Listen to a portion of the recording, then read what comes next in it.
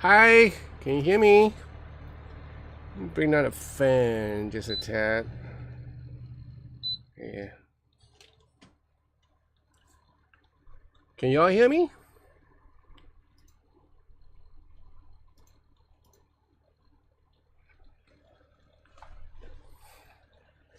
Can you hear me? Can you hear me? Yeah, I'm sure you can. How you guys doing? How are you, Jack? How Logify? How are you? You guys doing okay? It's been a long time. Rich moving pictures. Interesting. All right, good. That's a big chunk of lag, from the execution of speech. Hey, Timothy, how are you? Are you all frozen like a popsicle yet? And they shot something down in Alaska, so nowhere near you, right?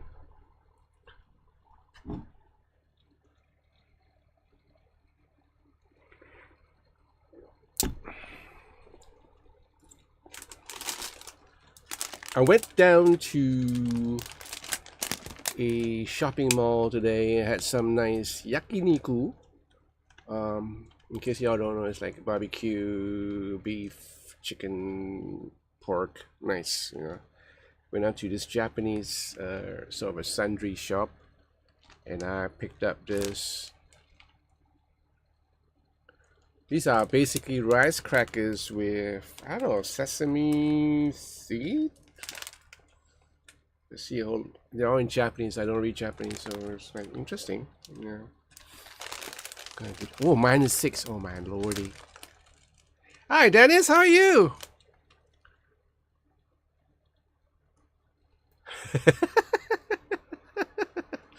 Oh yeah. It was a skit, I worked it out with my brother Eric. I told him what I wanted to do. I thought it'd be good to poke fun at our age, and a lot of us dread getting old and stuff like that, But I thought it would be good to kind of like, make fun of who we are right now, because we are all getting old in a way.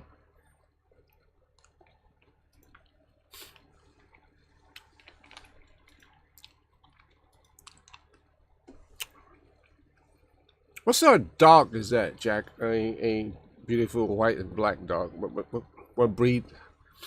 A Rottweiler, a Pug, Shetland Collie, a Collie? What?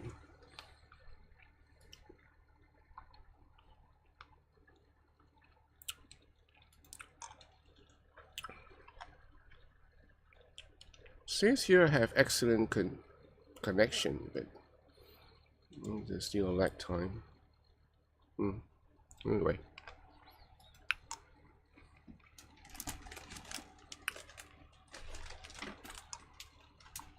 Okay, let's start with any questions that you guys have. When was my last live stream? The last live stream was the first live stream of this year. A couple of weeks back, I think. About 2-3 weeks back. Hi, Gabriel. From Vienna. Whoa, nice. Wait, in Vienna, do they speak German there?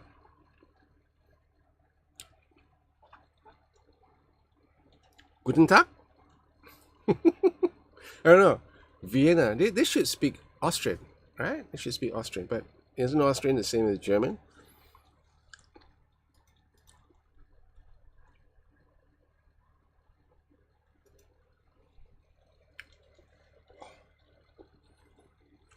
Uh-huh. I can't guess that. Yeah. Pitbull. Nice. They're the loveliest dog, although they have such a bad rap, because they can be really strong.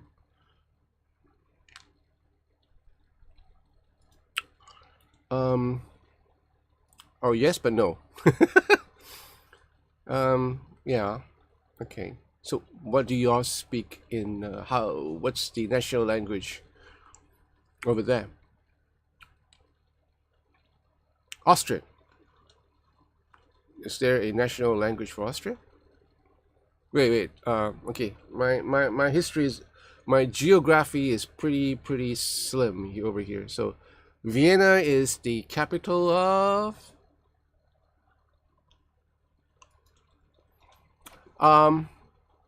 no, don't know yet. I don't know yet until I get my hands on. It depends on the sweet, lovely Miss Jeanette. Yeah, if she are able to procure that, then that'll be good. You know, German. All right, okay. What's my favorite Harley Benton? Oh, just German. Okay. All right, got me confused for a while. My favorite Harley Benton is the Fusion Pro. Yeah, I always like the Fusion Pro for the way it is. They have come up with different versions and iterations, you know, but I think the general concept of it being an affordable guitar, yeah, it still works for many people. So I kind of like the concept, but I understand that they are releasing something new this year because I think they're gonna celebrate their 25th anniversary, Toman. So yeah, I think they're coming up with something new. I can't divulge any. It would be released in due time. So this is what I got from them. So they're coming up with new models. So we'll see what sort of new models they have in store for us.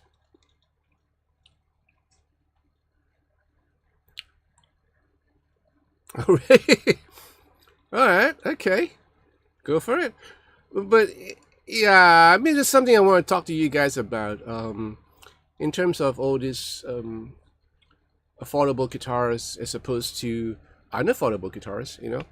So if we come to that sort of realization that, you know, if you turn everything around with money and cents, that basically everything is affordable. It just depends on your current situation that you're in, and whether you are willing to fork out that extra cash for something that is pricey.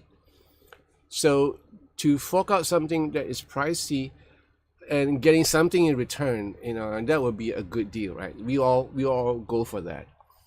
So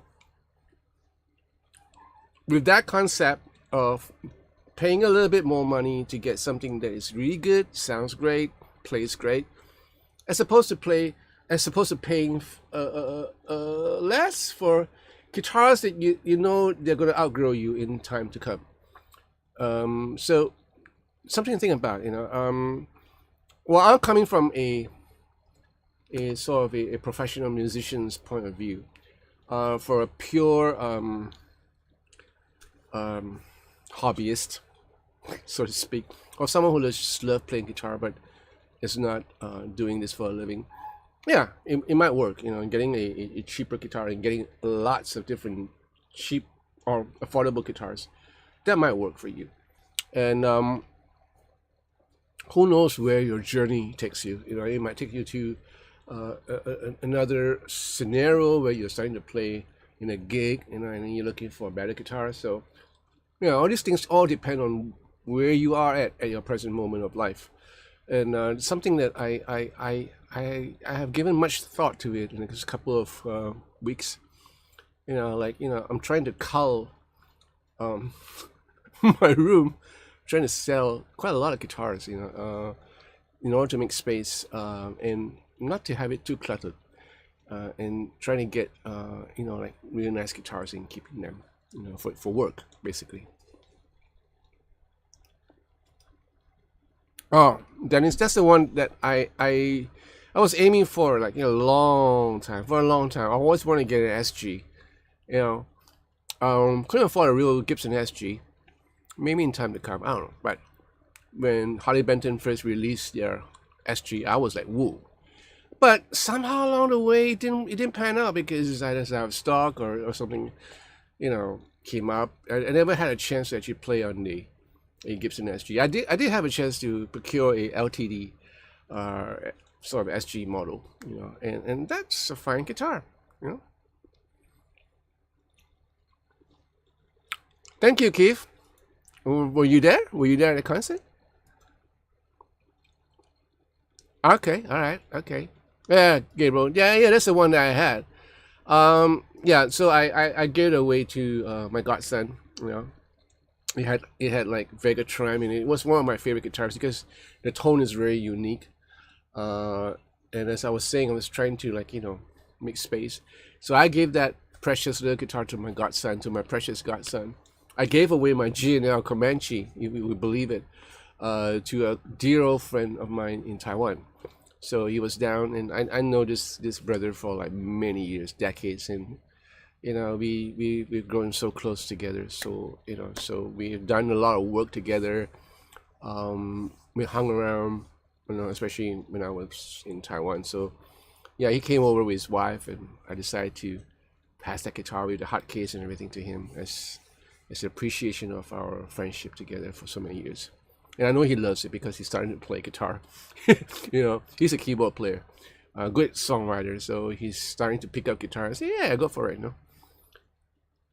Right, so what else?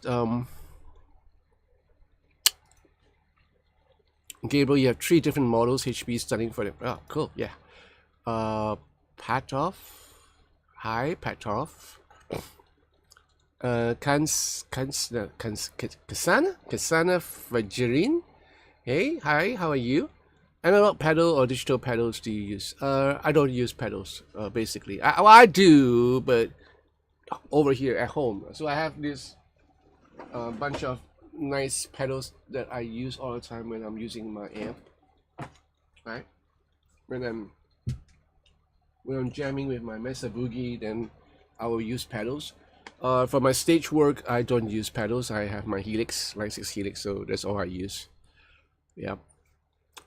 I love pedals. Pedals are fun, right? You can have a lot of configurations, but one thing that worries me a lot is all these knobs. It get moved all the time. I know you can mark it with a marker pen and stuff like that, but it's so unsightly.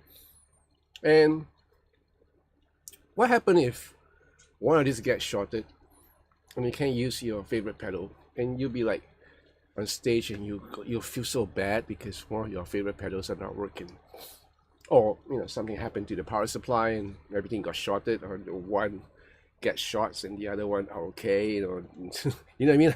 Like you have 5 pedals and one is not working, the other 4 is working.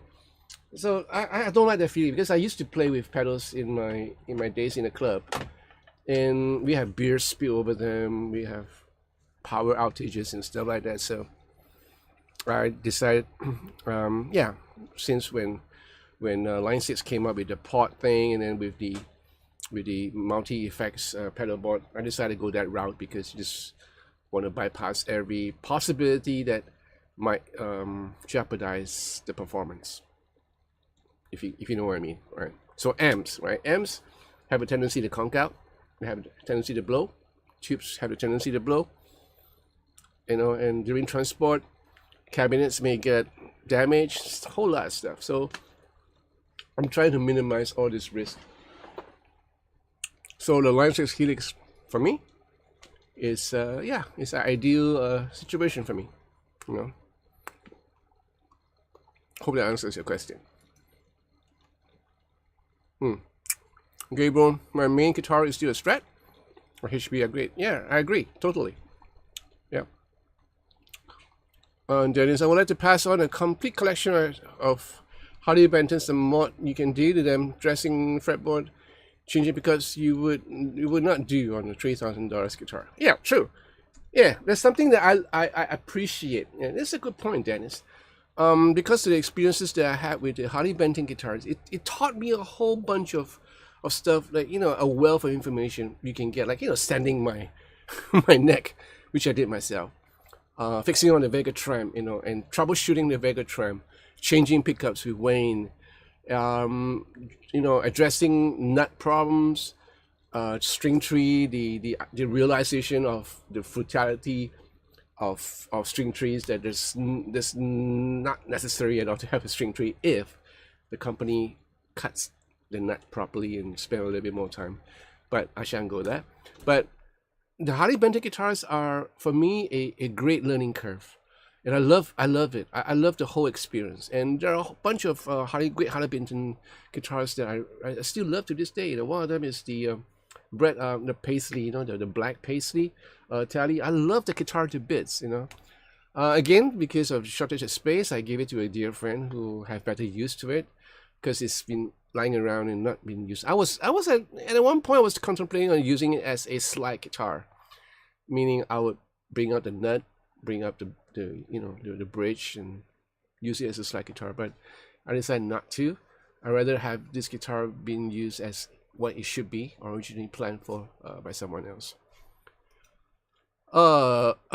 Okay, so Keith Chen. Hi John, does PRS SE is not fine for your demo. Does it have a chunky neck? No, it does not. It has a, what's that? A thin, wide pattern neck, normal pattern neck that you will find on a normal 594. They're not chunky at all. Very comfortable, I can tell you this. Rich, will you be selling extra guitars on Reverb? I don't know, because I find shipping to be a headache. Yeah, the shipping costs, like, you know, wherever you guys are, you know, to ship the guitar.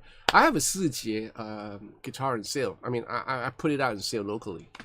So, well, I'll put it out still below cost, or below the selling price that everyone sells it over here. So, I don't have a need for another Strat, and that's a fine Strat. You know, I'm so reluctant to let it go, but I have Strats that I need right now. So, again, you know, in order to save space, and yeah, so it's on sale locally. To put it up on Reverb, I have to find.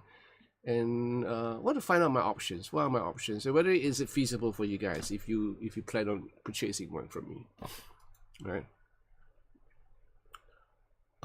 Hi David. Hi David K. How are you? Gospel Mark. Hello. How are you? Morning to you. I'm watching the stream with my son Jasper and Gibson. How are you guys doing, Jasper and Gibson? Nice to meet you.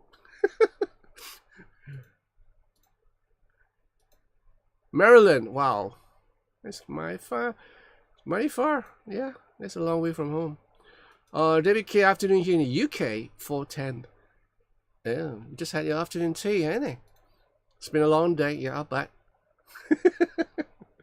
Petov, oh, you're from Israel. Good night. Shalom. Yeah.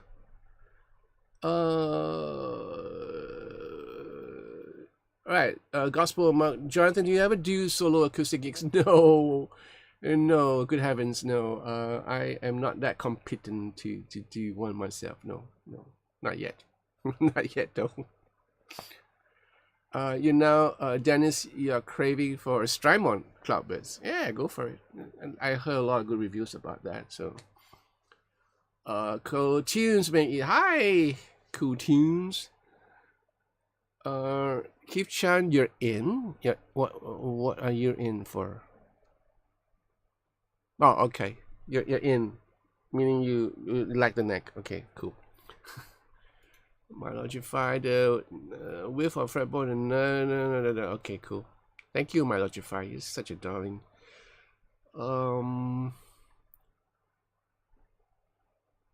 The lovely Miss Janet said that she just might pop in this stream tonight. So I don't know where she's in.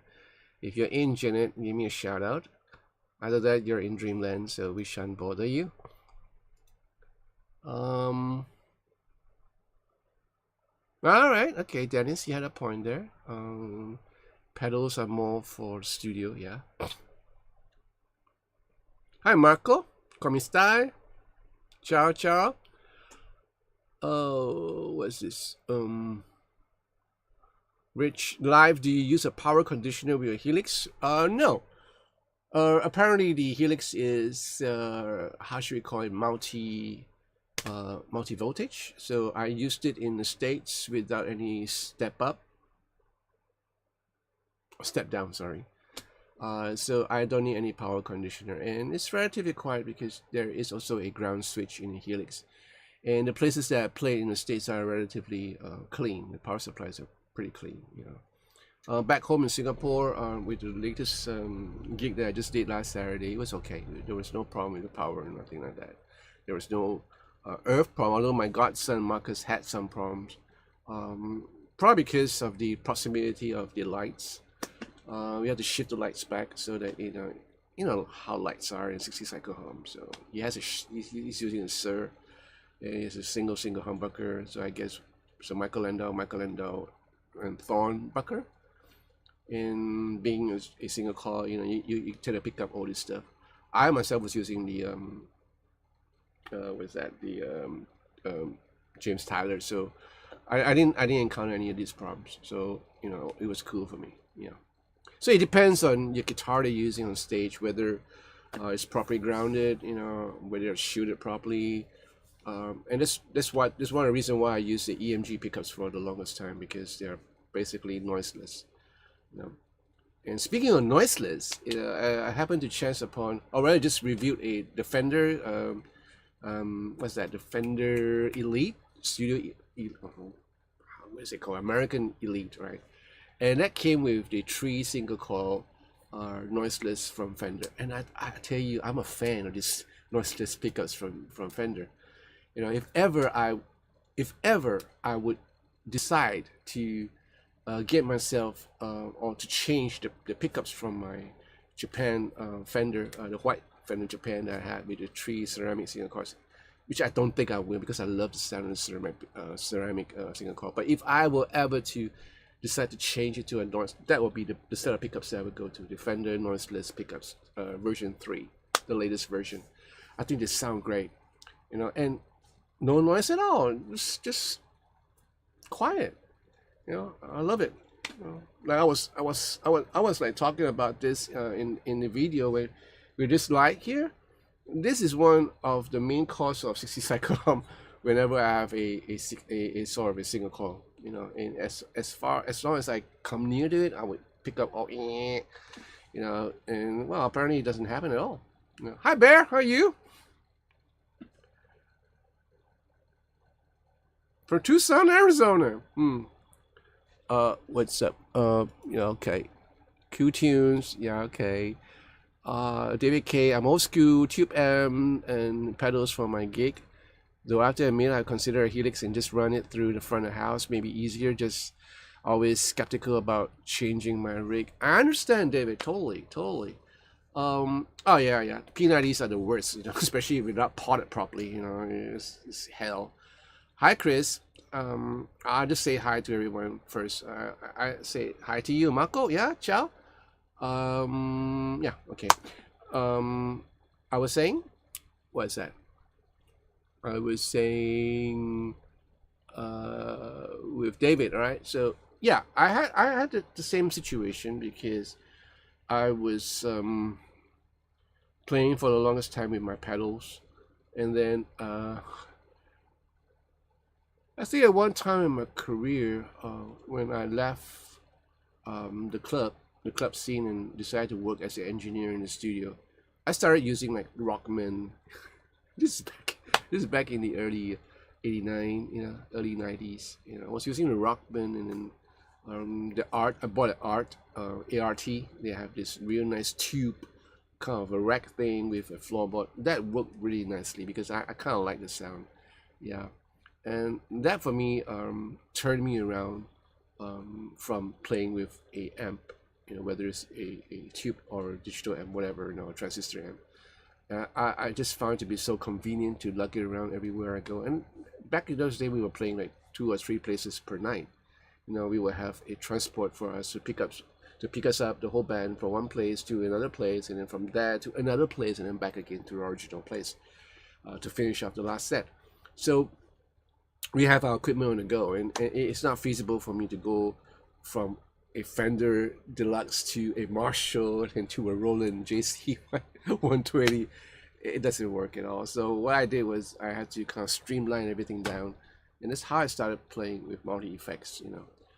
So it worked, and I had to kind of like put my head down and just go for it, and see whether it works, and apparently it did. So I stuck onto it until today. Yeah. Miroslav Zigic in Vienna too, in Austria. Yeah, so you got another friend there in Austria. Who was in Austria? There you go. Gabriel is in Austria. Yeah, so both of you are in Austria, in Vienna, basically.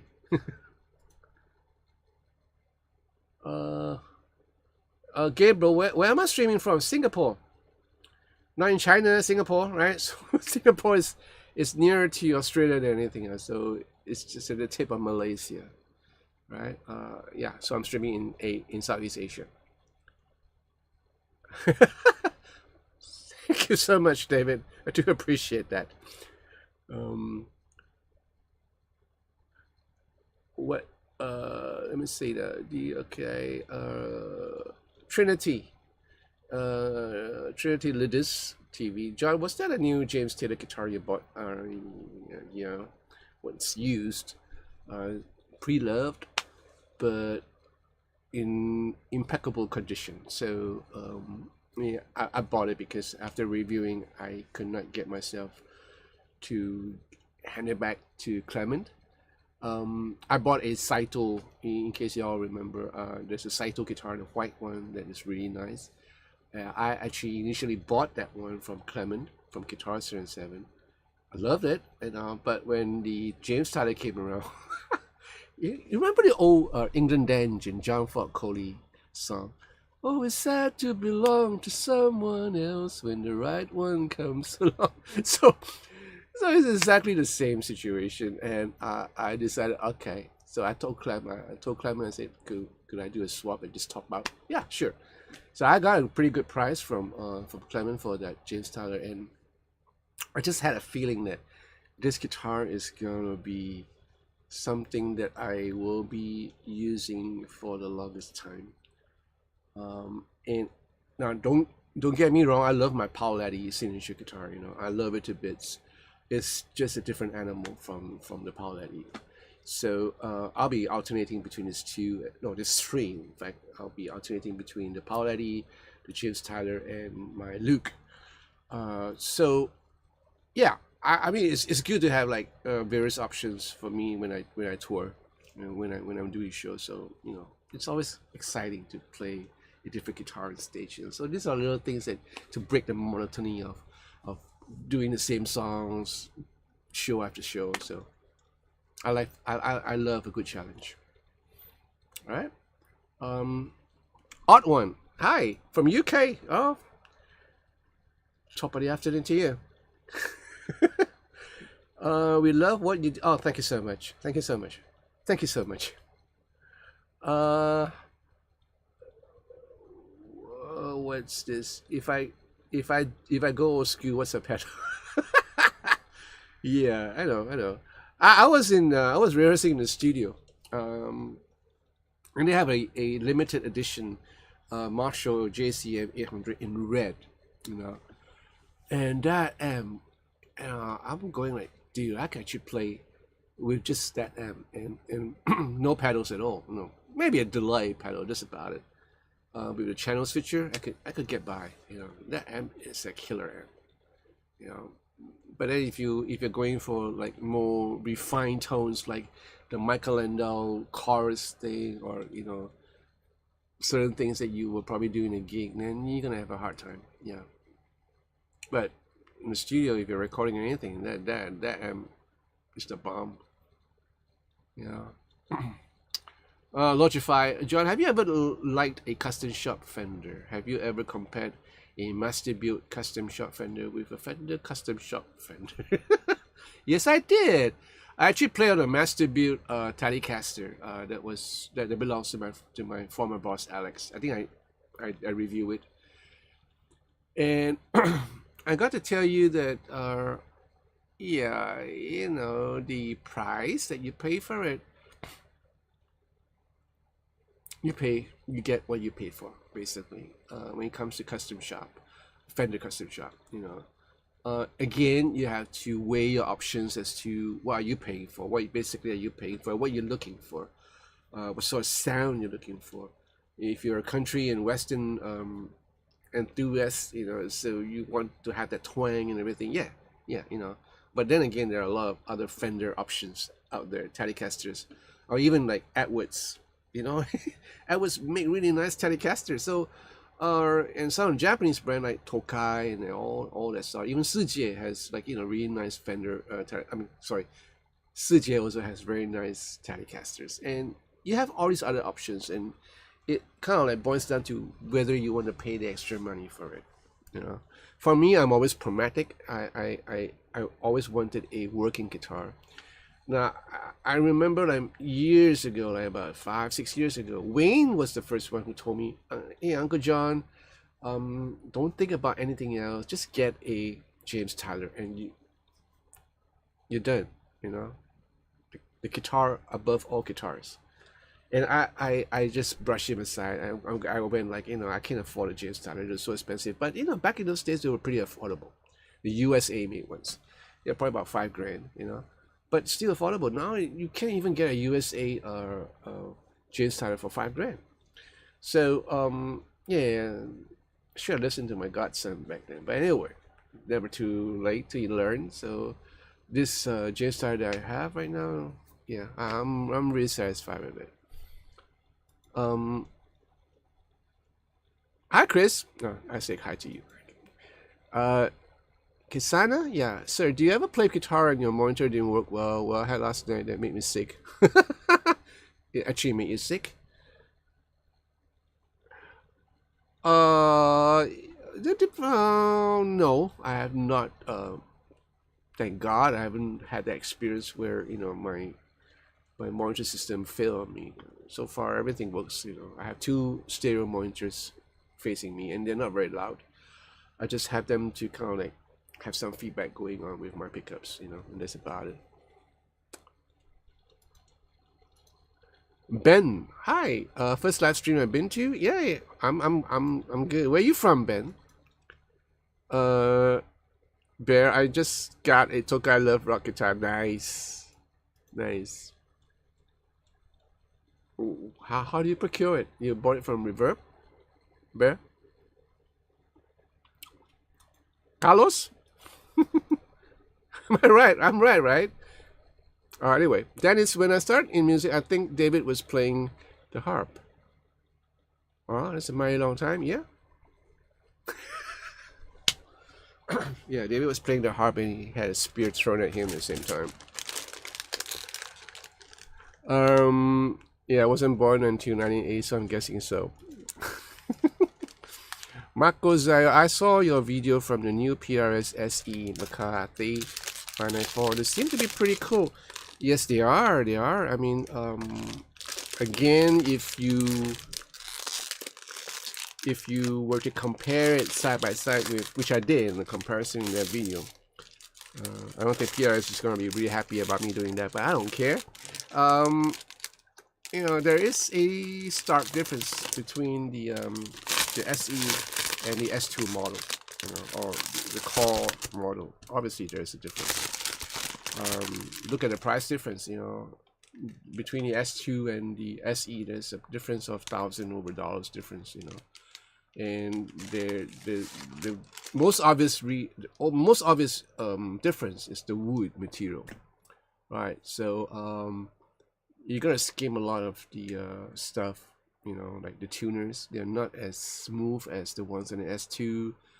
I'm telling you as it is right now. All right, so these are things that I did not highlight during the video. They're nice, they're working, but not as smooth as the one in the S2 or the core models, because I played them both. I think the most obvious difference is the sound, because the pickups are really different. These are the low turn, but the S low turn. I play on low turns, the American low turn pickups before, and they sounded great. So these are nothing like the American low turns, and yeah, so that's the difference. So in terms of the hardware, like the bridge, yeah, they're probably made on the same bridge, but so the electronics might be different. The pickups are definitely different. The fretwork is about the same. The wood is different. You can tell by the mass of it. Holding up my double cut S2, it weighs the same as a single cut PRS SE. So if I recollect properly, the single cut, the S2 single cut McCarthy 594 weighs a lot more than the double cut. So we're talking about maybe a couple of grams more. Probably about 4 kg for the single cut. The double cut was like 3.5 something.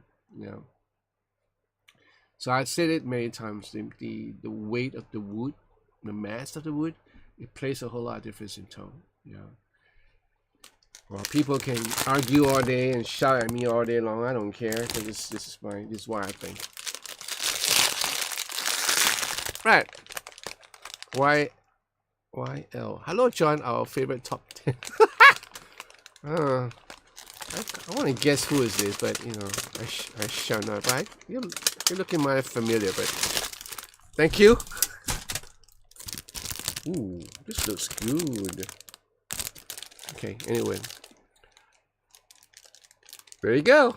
So you buy it from Reverb, and yes, Carlos. Amigo. Yeah. I would love to meet you, Carlos. I really do. You and what's it called? Richard. Yeah, I don't know when if I ever do get to Tucson, Arizona, or Arizona, as a matter of fact, if I were to do a show in Vegas or something like that, I might just pay you guys a visit, or you guys can pay me a visit if I'm in Vegas. Dennis, I bought a little Gibson single pickup for $35. Kept it for a couple of years and dummy sold it for $35 now. Oh man. Well, you learn. Trinity, how would you compare a master build versus a custom shop team build? Well, the master build is, how should we call it? They are scrutinized, supervised by the master builder himself. So obviously there'll be attention to details that are a bit different from the rest of the custom shop. This is my understanding, right? So if you have a custom build by so and so, and that guy will take whole responsibility on that master build itself. Whereas a custom shop will be done, work around by a team of guys. So it's a whole lot of difference. J. Joshua, hi John, I'm planning to buy a Schecter Nick Johnston HSS Diamond Series. Is that a good choice? Yes, it is. That will be my alternate choice for that price range. Yeah, it's a good choice. Excuse me while I bite into this, right? I'm a bit famished.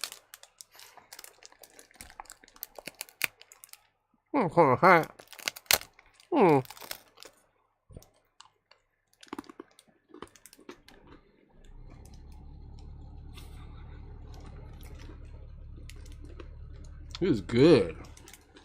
I forgot.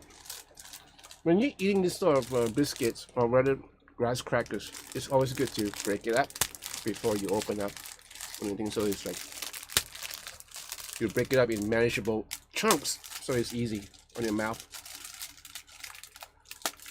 10 hours drive? Wow. Yeah, I remember. Pretty far.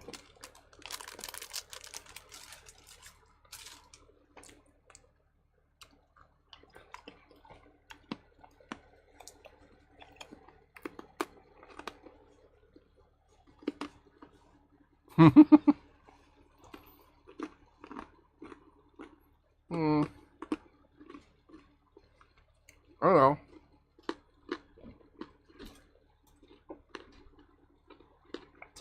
I see a couple of friends who stays in Tucson right now.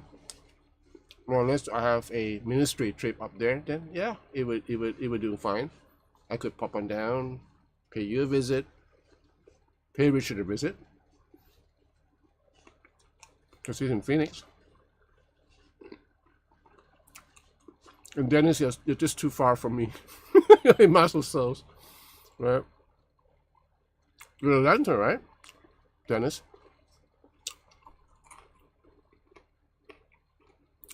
Vladdy, thank you.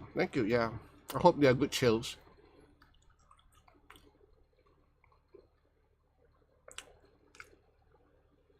Michael, Hey John, I have a question about the bridge on your Gino. Does it ever bother your hand or get in the way when you're playing? No. Um, that's the thing about Telecaster. So if you I had a little bit of a difficulty, not a whole lot of difficulty, transiting from Stratocasters to Telecasters when I first started.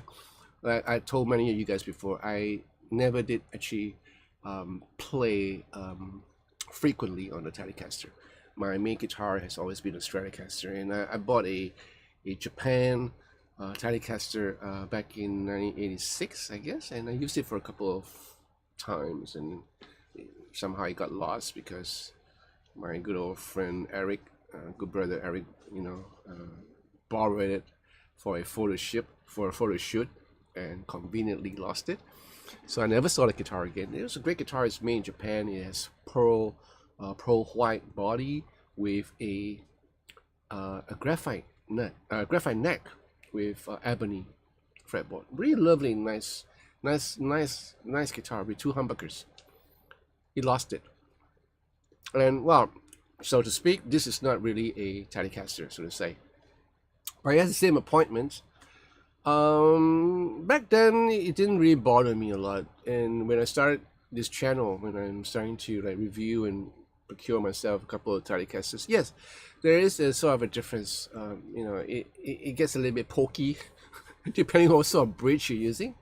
If you're not comfortable with that 3-saddle kind of bridge, then you might want to get the individual ones, so it's a bit more comfortable and more gives you more options to intonate your tuning properly. Yeah. All right.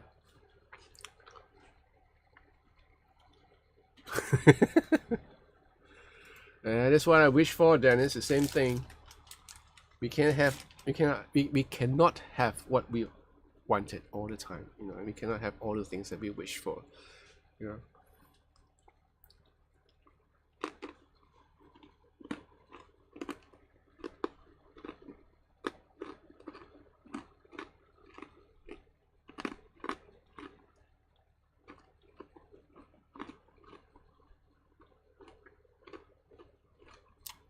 Just on a question, or rather, yeah, my Logify, I feel like John also had loved the PRS Studio Black Gold Burst. Am I right? Yes, you are right. I love that guitar.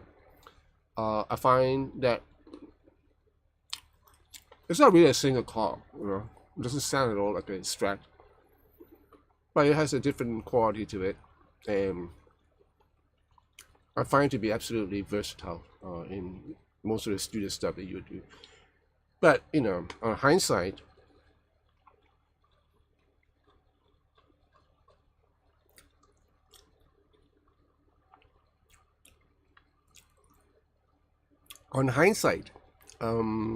I could make do with my custom 22, the S2 custom 22. That is really something that I always love, and I was telling myself, if I were to do a really easy gig, like 15 songs or 20, I'll probably bring my PRS custom 22, because that's an easy PRS guitar to play live, and I used it once, or twice on some of my live gigs, and it sounded great.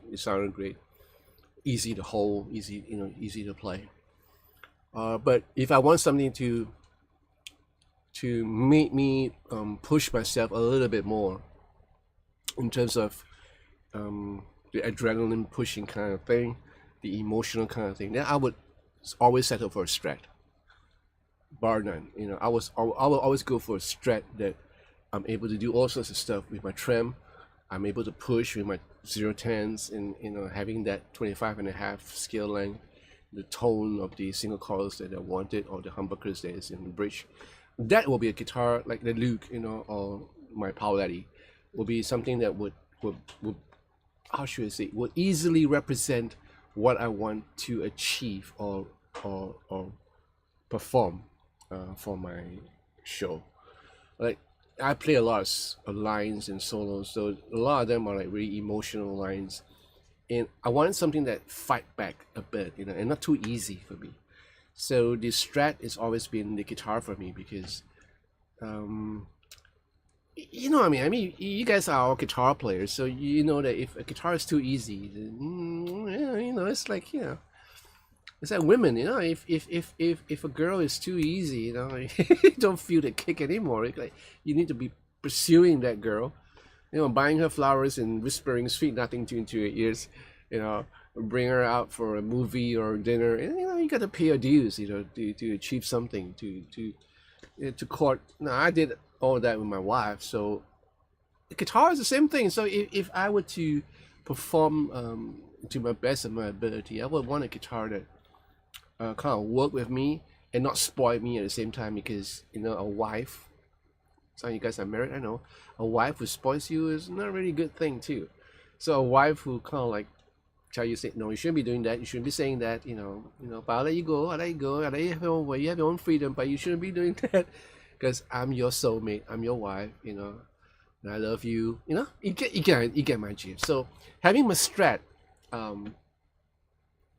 having my Pauletti or my Luke or my newly acquired Tyler, yeah, it helps me to perform to the best of my ability. Like I say, if it's a simple gig, you know, and yeah, I'll probably bring my custom 22, or if I'm feeling tired, I'll probably bring my custom 22 because it's easy, you know, it's easy to bend. There's no much of an effort, you know. And I love the tone. The tone is always so warm, right? Yes, that is, you'll be worth so much more in heaven.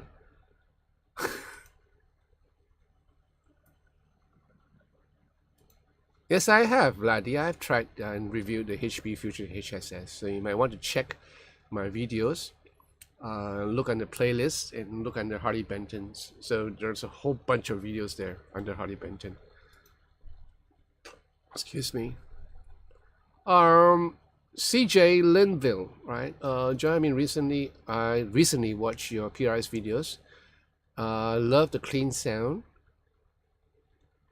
Are you going through an amp only, or do you have pedals you are utilizing? Just the Line 6 Helix Native. So the Line 6 Helix Native is a plug-in that I use in conjunction with my digital audio workstation. Basically, it works the same as the Helix floorboard. So the advantage for me is that any patch that I create for my guitars, I can actually port them over to the Helix floorboard. So that saves me a whole lot of time. Bear question, John, do you think that Line 6 will have a new... Yes, I do think so. I think it will not be happening anytime soon. Probably into, I don't know, 2025, if I'm not wrong. Maybe later part of 24. Yeah, I think they're coming up with something new. I can feel it. Yeah. But, you know, say all you want, I love the Line 6 company so much. I respect them tremendously because of their R&D. I've always loved them since they conceived the first pod. So I wish them all the best. I just wish that they would continue to do what they are really good at. And I know that they're going to come up with the new versions of the Helix, you know. Or they might not even name it as the Helix anymore.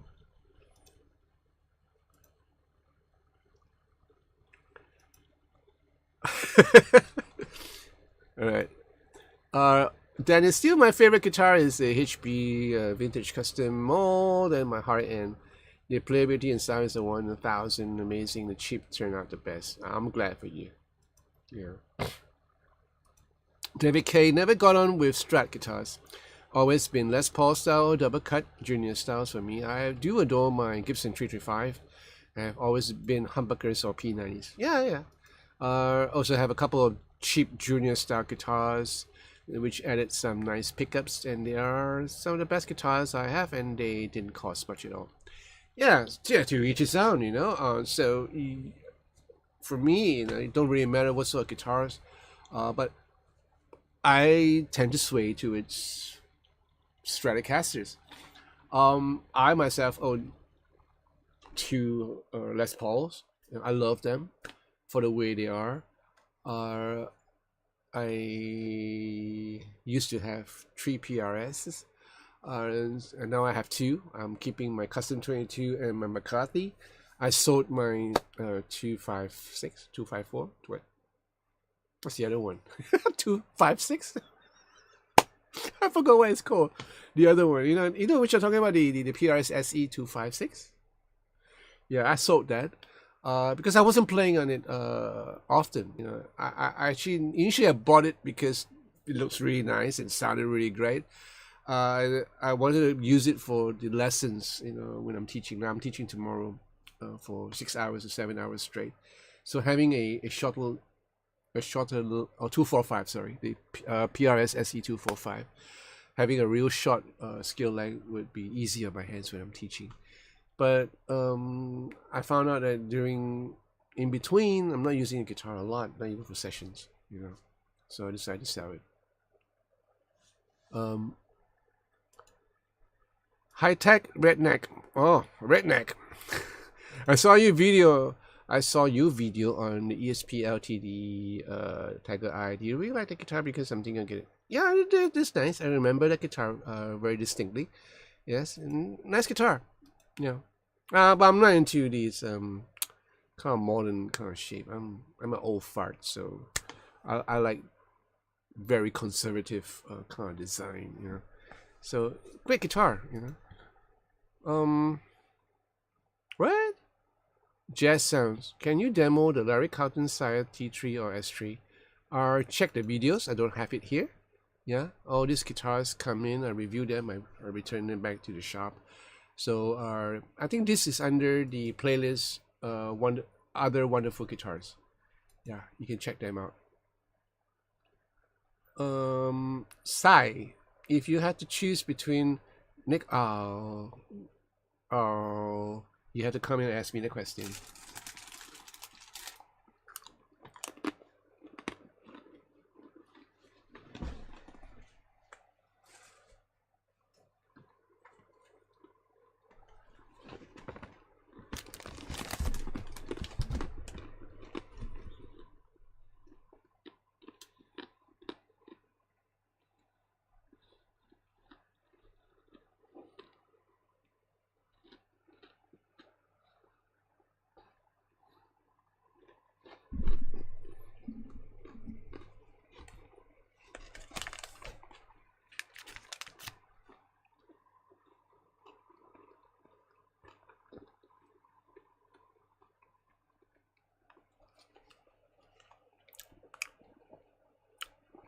Right, so this is nickel.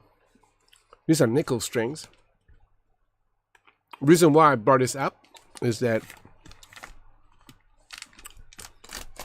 somehow the fret wire on your guitar reacts differently to your playing and the strings that you're using. And this has been my experience so far.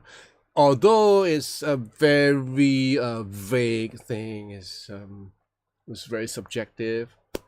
I prefer nickel fret wire. Although, you know, if I were to have a guitar for a long time, it would not be really cost effective, because after a while nickel do have dents in between as you play, as you do a lot of hammer-ons, and you have to refret it. So that's the expensive part, right? But then again, to have stainless steel frets refitted into your existing guitar, it will cost you a bomb, you know. So for me, I think I'm okay with either one. A lot of people tell me that stainless steel frets are brighter. I do hear the difference, you know. For me, I just kind of like the softer nature of the nickel frets. Yeah, it tends to yield a little bit more. Stainless steel are a bit hard. I guess if you're playing for long hours, it will have an effect on your fingers because of the hardness of the frets. But on the pro side of it is that it's easier. That you don't get caught up in between. Like, you know, sometimes you have little dents in your nickel frets. Your strings get caught up when you're bending. So for stainless steel, you don't have that. It's all smooth, and especially if you're using a jumbo frets, you know. So if I were to have a new fretwork done, I would get, you know, stainless steel frets, jumbos. But then again, I respect whatever the guitar company or the guitar maker has in mind. You know, they design that guitar, so they know what's best. Like James Tyler would never use stainless steel frets for the guitars. It's always nickel, and I understand why. You know, Paolatti is the same thing. They use normal nickel frets. The Chinese company decided to put in stainless steel as a selling point because, hey, stainless steel frets, you know, it's money worth it, you know, more value added. So nowadays you have more value added. Not necessarily the case when it comes to sound and tone. So something you got to be aware of.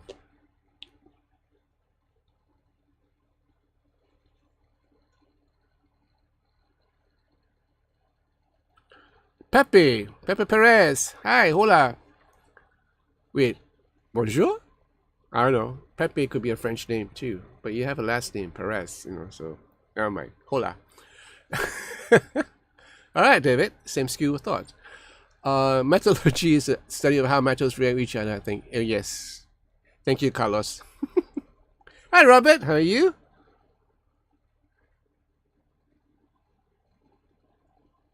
Yeah, that's all I have. So unless I see any new ones, you know, then I will do it. You know. Pepe, in multi effects, do you think a 32-bit 80 analog to digital conversion is really useful? 24-bit is oh yes, 24-bit is more than enough. All right, okay. So you're living in UK. Yeah, 24-bit is more than enough. Basically, your ears can only pick up that much unless you have dog-like ears to pick up the higher frequencies. Now you have like 127 bits, something like that. Yeah, so all these are all high def. For guitar processors, you don't really need that much. 32, you know, 32 is pretty neat.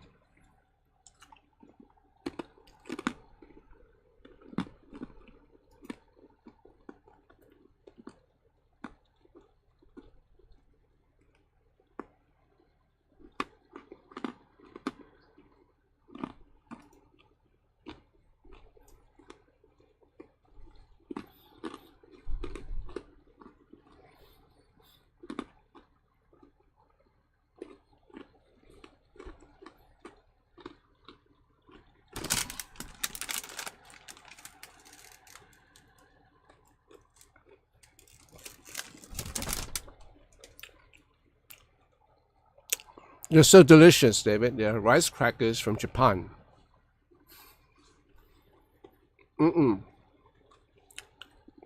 Basically, they're rice crackers with a touch of soy sauce. Eat more than one, and you're gonna get thirsty pretty soon. So I'm just having one. Anyway, come back to your question. Sai, do you think Schecter USA pickups can compete with Seymour Duncans, DiMarzios, and any of the larger? Yes, most definitely. Because of the exposure of Schecter guitars, courtesy of Davis Guitars, when I'm doing all these reviews for Schecter guitars, and a lot of these guitars, whether they are from Japan or from Indonesia or from the States, they have USA pickups on them, and I fell in love with one model. That's the Pasadena's. And the reason why I came across the Pasadena's was because of Jack Fowler's model. The Schecter Jack Fowler model is, I say again, a very underrated guitar. Partly because it was released at the same time as Nick Johnston, and Nick Johnston might be a little bit more popular. I don't know, or maybe because Nick Johnston has an orange guitar, so yeah, that kind of overshadowed the white Jack Fowler. But now they have a different finish for the Jack Fowler, which I think is pretty awesome. So yeah, the Jack Fowler guitars are really nice guitars. I love the way they sound. They are two humbuckers, and both of them are Pasadena's. I think the bridge is a Pasadena Plus. And I just love the tone. You know, it's really versatile. It's medium to high output. very beefy, and at the same time with the split coil, it gets really nice and bright and chimey. So that's one of the better pickups I've heard for a long time. And they have the other ones like I think they have one that's called, let me see, there's one name for it, like some rock and roll name, like I don't know what's. Yeah, anyway, there are a couple of pickups that's from Schecters that are comparable, if not better than some of the Seymour Duncan ones. The Seymour Duncans are the staple in the pickup industry, so they have a certain sound to it. Like the EMGs have a certain sound to it. The Marzios have a certain sound to it. The Seymour Duncans, I mean the Schecters, they are nice. They're Schecters. If you study their history, they go a long way back. So they are originally a repair shop, and as most guitar manufacturers these days, they started really humbly, really humble, like, so they repair guitars, made their own pickups, and then evolved from there. So they know what they're doing, and yeah, great. Oh, okay, so Carlos, question, John, what language do you mostly speak or use at home? English, the Queen's English. Yeah, Singapore was a British colony for the longest time. So we are all schooled in English. I think in English, although I'm Chinese. I do speak Mandarin when I'm dealing with my clients in China or in Taiwan, or my friends. I speak in like 3 dialects, Chinese dialects, Hokkien, Cantonese, and a smattering of Teochew or whatever. And then I speak a little bit of Malay, the Malay language. That's about it. That's all I do. Yeah. So in Singapore, these are basically how we live among everyone. Like we'll take a train station. Most of us will communicate in English. Yeah, everywhere we go. There are a whole lot of Chinese immigrants during this past decades. We have a lot of Chinese people moving in from China. So some of these, they accustom themselves really fairly quickly. So they start to speak English a little bit more. And we have this thing called Singlish, which is a cross between the Chinese language, mostly dialects, and English language. So we Singaporeans, if we do talk among ourselves, you would never understand what the heck are we talking about, because we'll be so fast. And I know some of the Singaporeans here in this live stream can say, yeah, amen to that. So that's the reason why I don't use Singlish when I'm doing my reviews, because you guys won't understand what the heck am I talking about. So you have this mishmash or a little like a pigeon thing going on. So basically for me and my family, my kids, we converse in English. Yeah, that's it. That is, I wish they made the strings that were high in silver compared to those strings. They sound great, but I haven't seen them in a long time. Yeah, the werewolves were complaining about it, Dennis, so they can't discontinue it.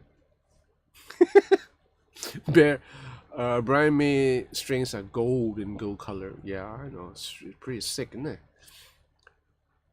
Sai, have you ever tried? Yeah, I did. I did play the guitar with bare knuckle, and they're okay. They're nice. Nothing to shout out about. Nothing. I don't know. Some people swear by them. For me, they're just medium to high output pickups. Yeah. Tremor. Sorry, Carlos. So cool. I wish I could speak more, or I wish I spoke more languages. Well, you already do. You speak Spanish and English. Yeah, that's a whole lot more than a lot of people, right? That is, haven't been able to find Ghost strings since pandemic. Learning new languages is such a pain. Oh yes, it is. Werewolf. Hi Jim, how are you? David K. I have some Monty pickups in a couple of my guitars. Their PF humbuckers are stunning. Custom. Oh really? I haven't heard of them actually, but that's interesting. I would love to get my hands on one of those. Yeah. Well, I have some of Wayne's humbuckers in my Les Paul. They sound pretty authentic. Yeah, the model up to the 60s gives them PF, so this sound pretty decent. Yeah, you know, a lot of Les Pauls comes in with kind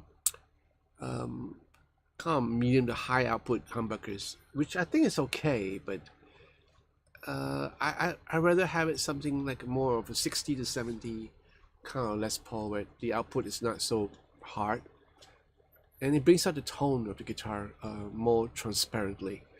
And that's the reason why I've asked Wayne to wire me his custom 60s 70s PAFs, and I love them. I love them so much. Carlos, I use English at home and speak Spanish. And so you know three languages. That's a heck of a lot. You know.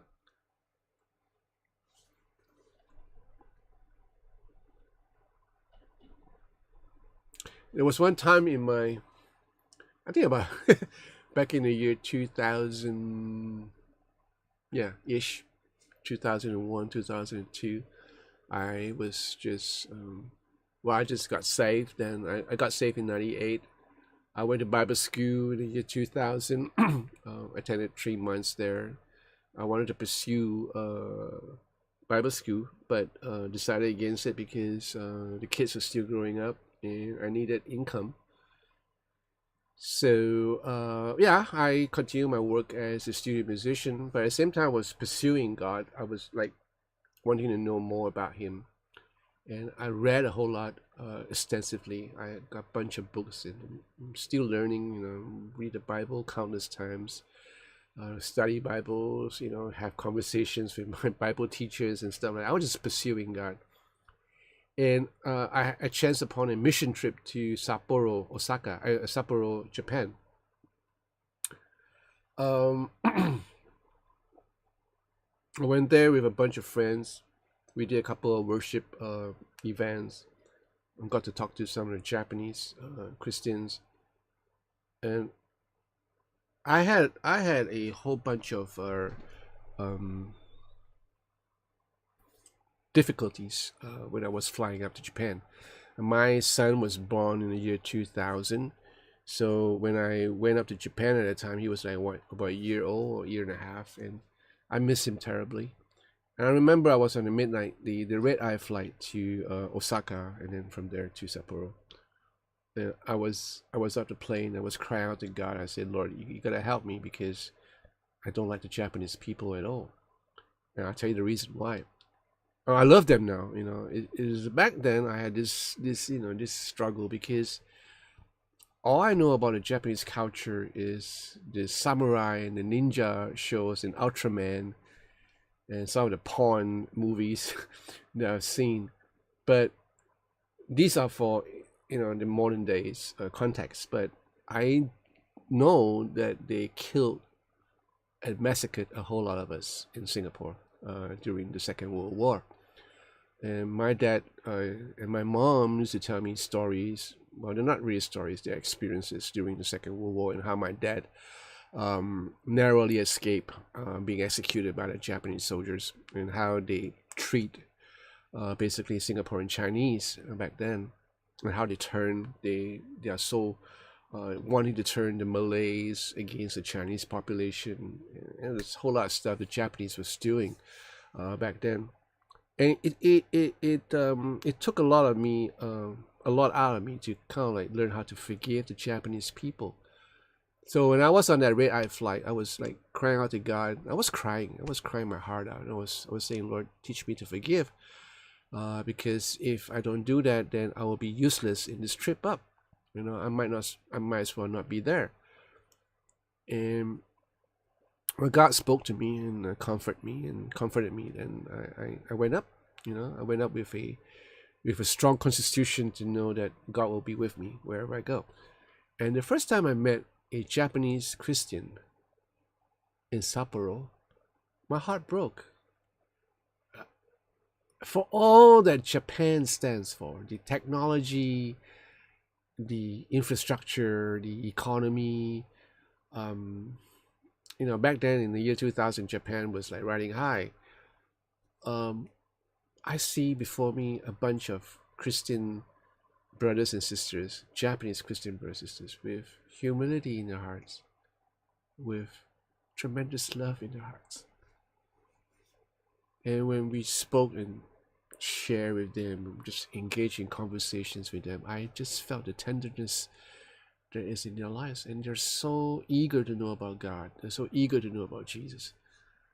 And they're so eager to know about the Christian songs that we are singing. And they want to know what every lyric means. God taught me how to forgive the Japanese people there and then.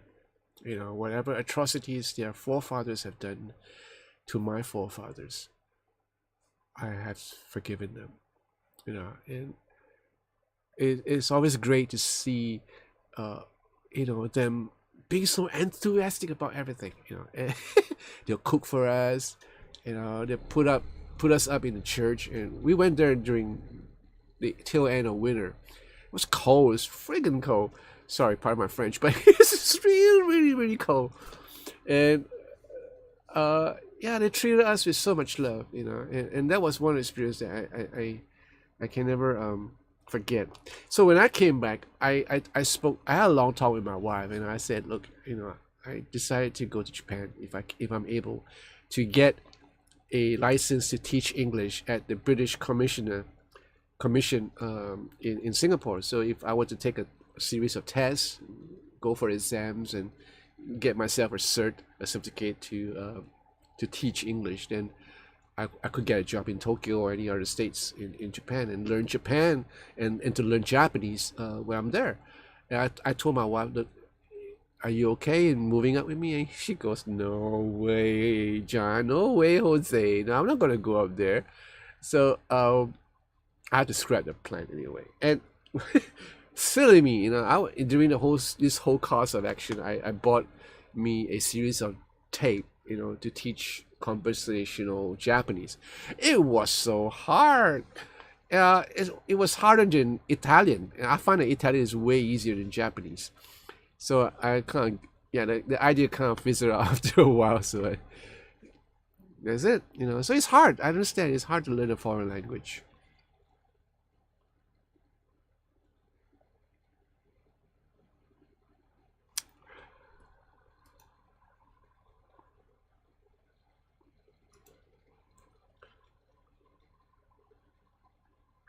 That is made a pickup from a hand crank. Telephone magnet made from scrap metal. Oh, nice. Carlos, atrocities have committed against many people around the world. Still happen to this day. God's forgiveness is beyond understanding. Amen to that. You know, I'm a World War II buff. So I watch a whole lot of documentaries. I read a lot of books. And there's so many things around the world, so many evilness has been done. It's mind-boggling, you know. And right now in Ukraine, you know, we see it repeating itself. You know, when I look at the news today, my heart goes out not only to the Ukrainians, but to the Russian foot soldiers. You know, I can't imagine how it's like, you know, to fight in the battlefield in the cold, you know, and getting bombarded, you know, with artillery shells, and even from we call that the drones and stuff like that. You cannot run. There's no place to hide. And why? Right? We have to keep asking that question every now and then. The politicians will never tell you why. They will tell you a whole lot of whys, but it doesn't really make sense, because ultimately it boils down to a person's life, you know. Anyway, that's my point of view. I just pray that, you know, the war will end soon. Ukraine was such a beautiful country. I remember last January, like way before the war, way before the Russians entered Ukraine. I had a Ukrainian here in the live stream, right? nice fellow. I think he plays guitar in the band in Kiev or something like that. And I was interested in Ukraine, so I look at, did some research, and I found it to be a beautiful country, nice infrastructure, nice buildings, scenic, and then the war happens, and I look at it, look at the land now, it's just a hollow out shell of what it used to be. Yeah. That's right, young men fight old wars, old man's war. It's a shame. Happening in World War One, happening in World War Two, happening now.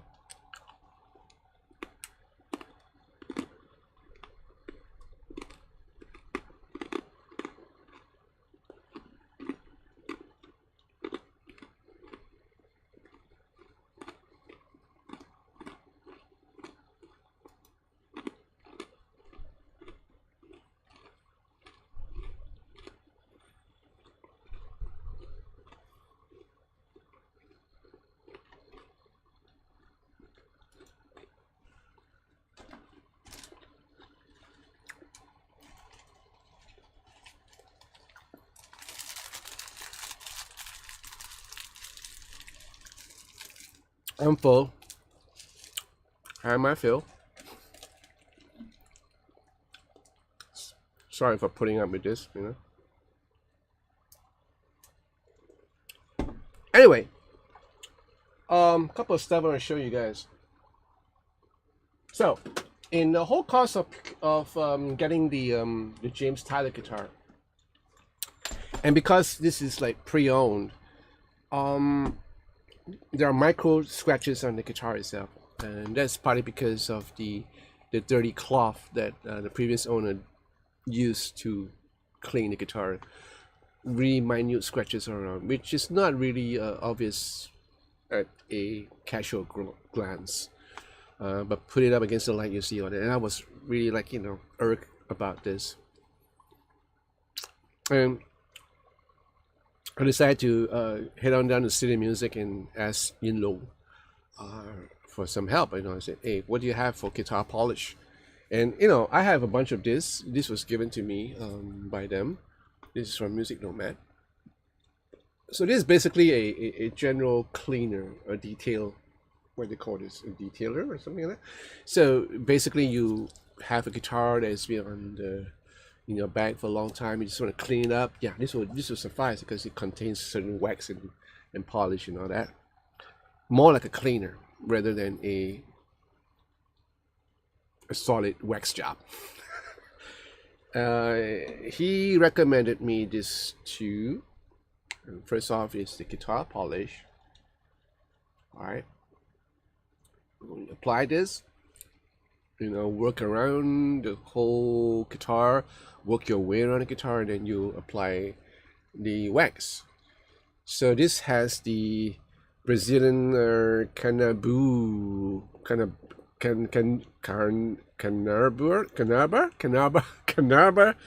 Lord, it sounds like profanity in the Hokkien language. Canaba wax. So apply the polish first, get everything squared, cover up a lot of those micro scratches as much as you can. Apply the wax, and yeah, it worked.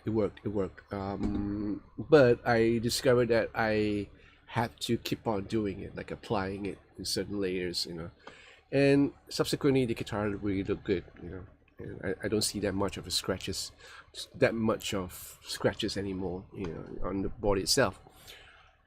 Well, in the course of doing that, I chanced upon this little kit that Yin Long from City Music gave me months before. I never did touch this. This was still wrapped up, and so this is like the sort of a tool for your setup, for your height.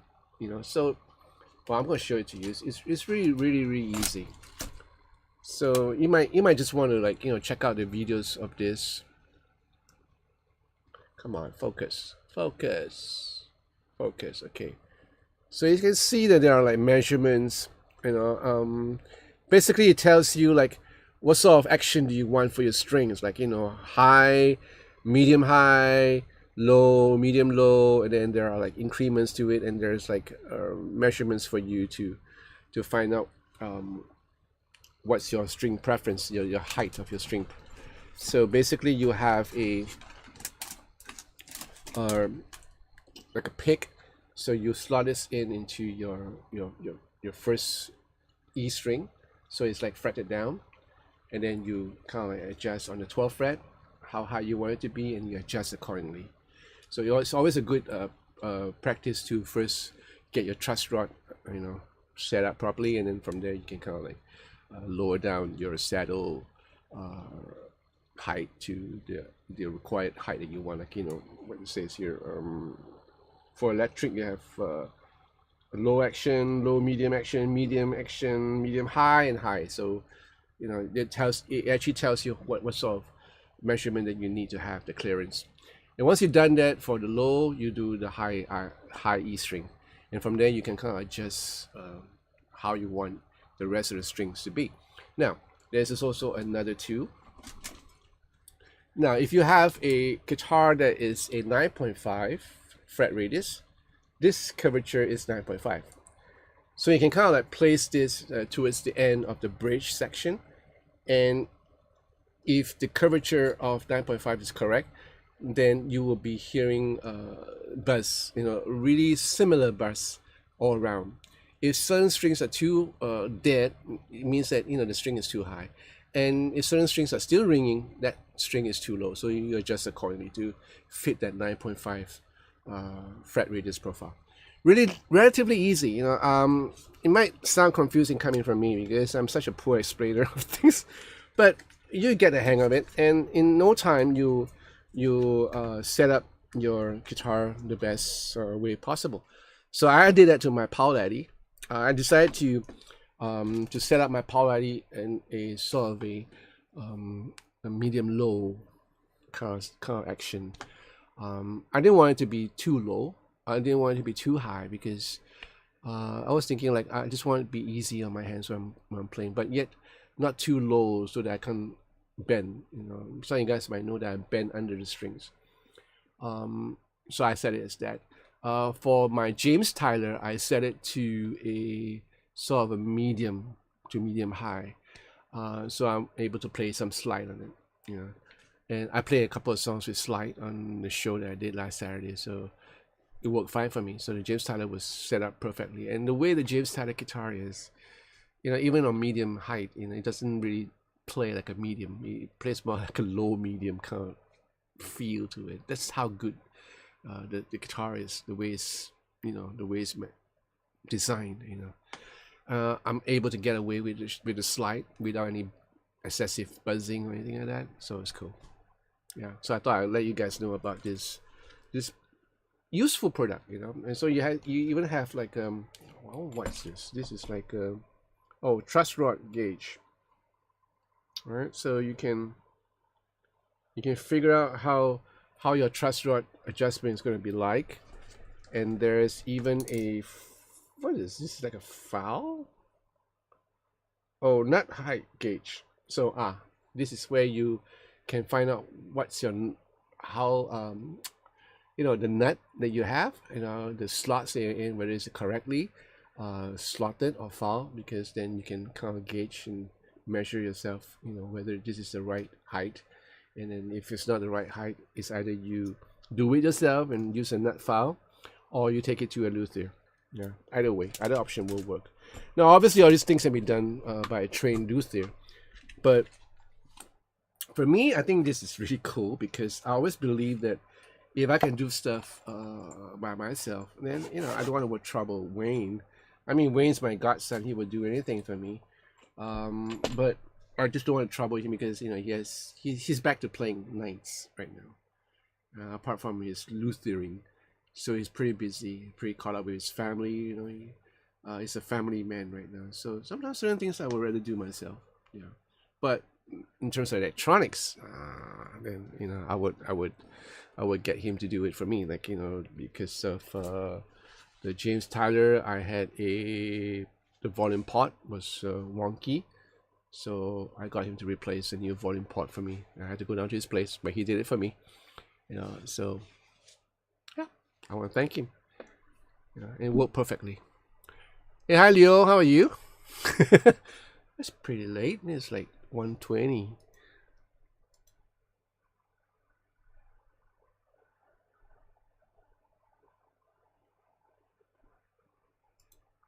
What's my feeling about the song? If you would know, you were there when we played together when we were like 13. Love it. Yeah, I love the lyrics. Yeah, I love the lyrics. Dennis, the guitar polishes in the 60s and 70s could ruin a guitar from build up and cause more problem than good. Yeah, it's because of the finishes that they use. You know, the various finishes, the what you call it, the nitros and whatever they're using for the guitars back then. I go straight neck, then back off for a slight concave bow and set in height and nut in 12 fret. Yeah, we all have like all different ways of doing it. I like my neck to be straight and not bow at all. So, well, that's just me. Hi, Mr. Martinez from New York City. How you doing? Good. Haven't seen you around here. First time here, Angel. Oh, thank you so much. Thank you so much.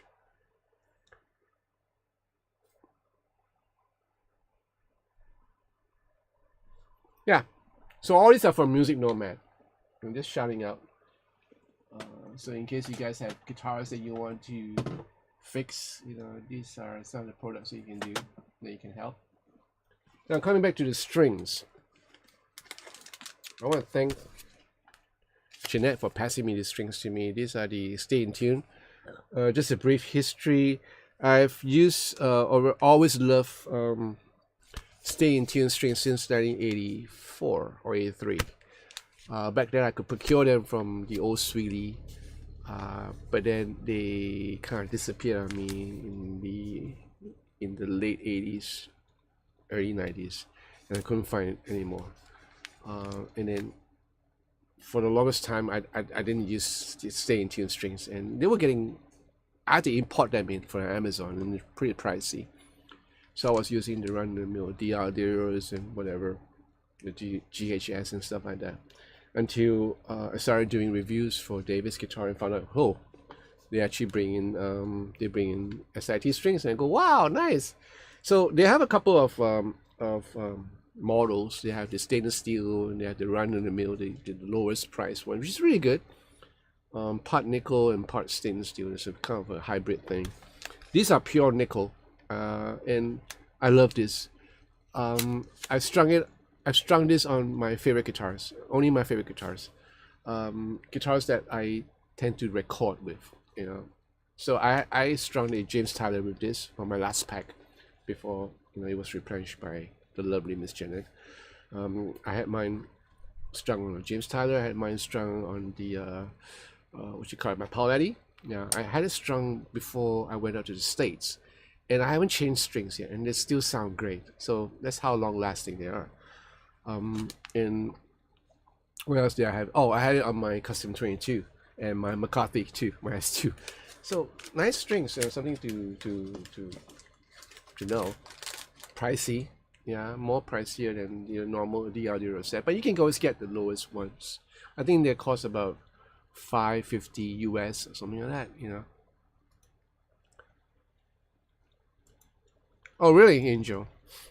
The new XMG30. Yeah. What do you think? What do I think of the head rush? I've not even tried one yet, so I don't really know. You know. Heard a lot about it though. Dennis, my neck bow is no more than the thickness of a legal. Oh, okay, that's cool. Yeah, that's not much of a bow anyway. You know the PRS guitars that came to me, like, you know, the SE McCarthy's, they came in with a slight bow on the neck, and I'm thinking it could be because of humidity or something like that, you know, or maybe it was intentional. But yeah, I'm more comfortable in playing the straight neck, so that the string action will be true, and the intonation will be true. And true enough, when I straighten up the neck, the truss rod, yeah, the intonation went perfect. So when they left the factory, it was straight, I guess. But during the course of transit, humidity and temperature changes, even though it's from Indonesia to here.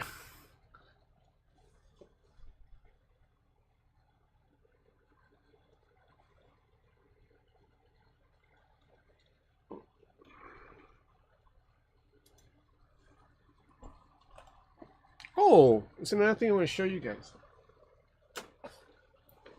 I was supposed to review this, but I'll probably do it next week. Got this from City Music. This is the new Blackstar Amp 2 in red. I reviewed the first one, which is like a white kind of finish to it. And that is like a low gain kind of amp simulation.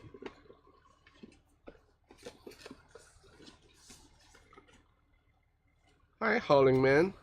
Where are you from, Howling Man?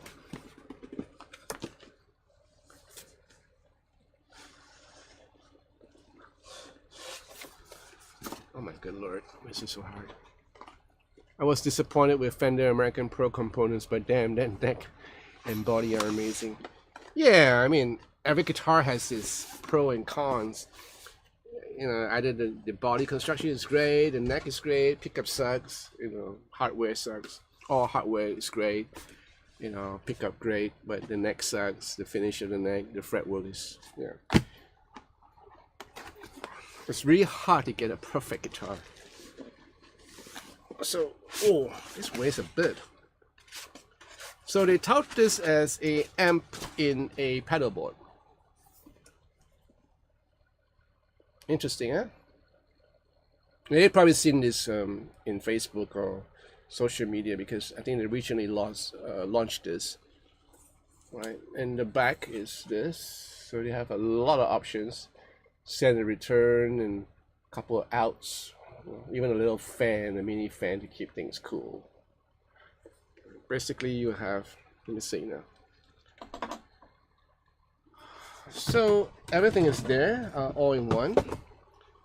You have the amplifier section where you have the 3-band EQ, and then you have a switch that switches from the USA amp models to the UK to the classic amps, and then you have a gain knob, and then you have a drive section where the overdrive pedal kind of thing, and you have option between a boost or a drive or fuzz.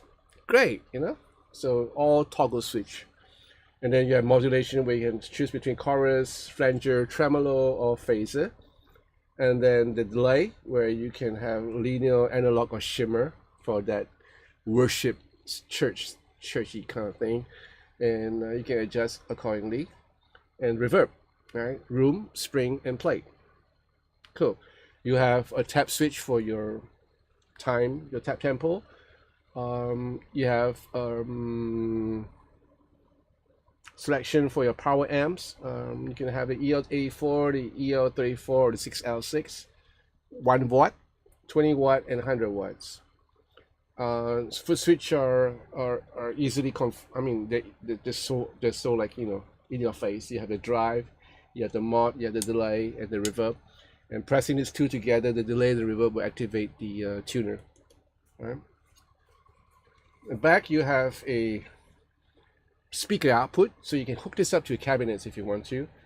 You have a choice between the 8 ohms or the 16 ohms, and then you have MIDI in and out or through, and a cap rig output, which is so cool. So you have a XLR out, where this is a cap sim out. That's so cool. So I can hook this up to my interface if I need to, or I can hook it up via USB, in which case I can actually choose between 3 cap sims.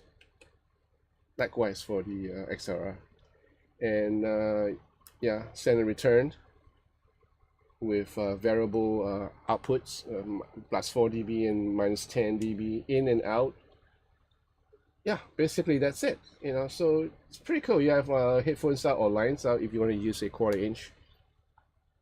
Yeah, I can't wait to try this. This is pretty interesting. And so this is like Nuex came up with the Trident, right? Similar idea, right? Both of them weighs a ton, one in black and one in red. The good thing about the Nuex is it's in stereo, so the digital delays and the reverb are all in stereo, so it's cool. And you can have your IRs. Yes, you can have your own IRs in this unit, which I did. You know, it's already ported with my own IRs, and sound great. I think you guys heard it in my last live stream, if I'm not mistaken. Now this, I'm not sure about the IRs. I don't think there are any IRs here. I will have to go through. Now, obviously, all these things comes with their editor and the software, so you can kind of like see what you're doing on the big screen of your computer. But again, I think I like the way that it's laid out because you can actually use it without the use of a computer, like the Trident. Same thing. It's catered to those old farts like me who just don't want to go through a computer every time I gig. You know, I'll bring my laptop, you know, to my place of work and, you know, figure out what's on, how many milliseconds do I have my delay on. I just don't want that. I just want it on the fly, you know, on the fly, on the pedal itself, you know, and just tweak accordingly. And that's why I do it in my Helix, because the Helix is easy. For me, it's easy. I don't need a computer, even though it's probably easier because I don't have to bend down. But, and I already done my adjustment at home, so all I need to do is just little minor tweaks, and that's it. Yeah, cool. I'm gonna try this soon. So this is Amp 2.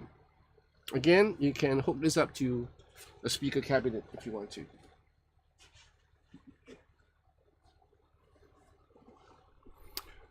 Ah, wow, so many of you guys out of nowhere. The mountain beam have too much about mountain bridge in the back end. Okay. Romeo, you Texas. Wow, cool. The black oil one, yeah, it is definitely. Legio of Doom, Hawk. How young am I? I'm young. I'm very young. Yeah, I'm 62 years old. 62, yes. Romo, you remind me of the next trip. Yeah, just show it to you.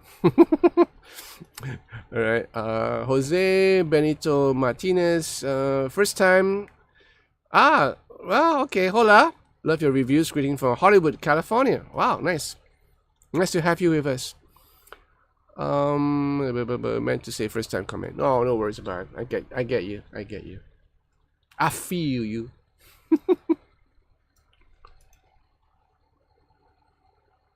Yep. No, so it's for as much as show and tell that I can do.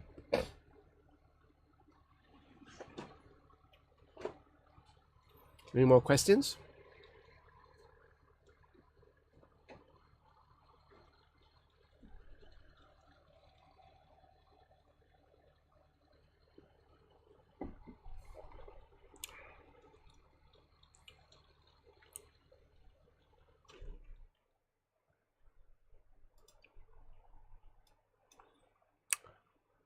I have a question for you guys. How's the new year been? Like, you know, wherever you guys are at, whether you're in New York City or in California or in Tucson, Arizona, or in England or in London or in Europe, how's the new year been? Like, you know, what do you see that is different? I think it's opening up where you guys are from. You know, I can tell you that come next Wednesday, you're not mistaken, or next Monday, we are free from mask nationwide, meaning we don't have to wear masks in the shopping center. We don't have to wear masks in public transport. That includes the subway, the buses, and the taxis and whatever. We might need to wear masks in a hospital when we are visiting or sick or have an appointment. So that's the only place that still require a mask. But apart from that, the whole nation is mask free. Come next Wednesday or next Tuesday, you know. So that for me is like, oh, finally we we stepped over that that the mark, and things will probably get back to normal.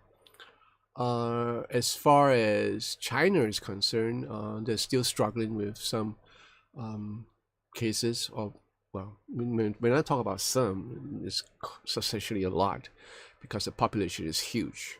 So they're still struggling a little bit, but not drastically. They're not drastic, and they're still struggling with the cases of COVID, but they'll get by. And the fact is, they're opening up the country as we speak. So the Chinese are able to go back to their hometown to visit their loved ones during the Lunar New Year, which is good. They miss each other for so long, for 3 years. They're able to get out of the country. So we see a lot of Chinese, what do you call it, tourists in Singapore. I've seen them on the streets, in the shopping mall. So they are able to come out, so it's good, and we are able to go in right now. Although we are taking our own sweet time to go in, because until the country is like more or less stable in their COVID situation. So as it is right now, I guess the economy is picking up in many facets, right? So the concert industry, where I make my living, it's improving. So there are shows happening in China. Bookings have been done. A lot of shows have been slated for the states, like Vegas, Atlantic City, California, whatever. But there are like activities within China itself. Like promoters are hard at work trying to get acts to come in. And that is subjective to the government, because the Chinese government, when it comes to COVID restrictions and all that, they're a bit hard to predict. So the promoters have to weigh their risks as to whether to actually hold a concert in China, a big concert in China as we speak. Hong Kong is opening up, which is good. My heart goes out to my fellow Hong Kongers.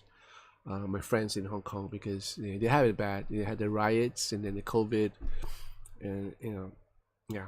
So I just pray that things will be better for them right now. So what are you guys up to? Like where you are, are things improving? Are things getting bad or worse? Let me know. Right? Romeo, I didn't see the IR kit. Yeah, I don't think it's there. The neat feature is amp can power a cab, so don't need. Yeah, that's right. 27909 has been open for over a year, 18 months, no mess. Yeah, I noticed. Yeah. Jose in California since 2021. Okay. Rebel yell. Yeah, I know. Yeah, so I guess the States is pretty okay right now as we speak. How about Europe? How about England? What's happening in the UK? David, you still there?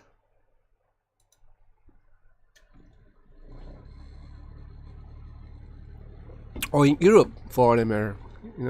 Are things getting better?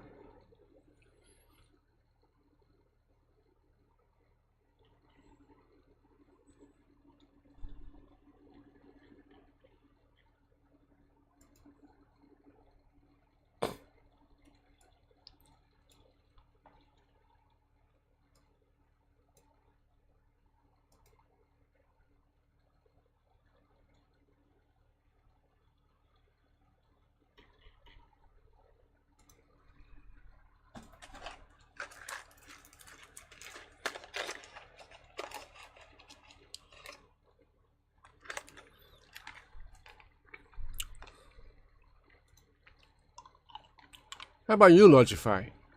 How is it where you are?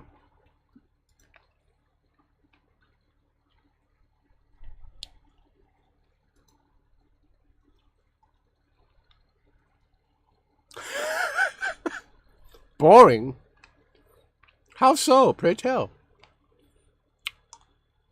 Chinese balloon. I know, I heard.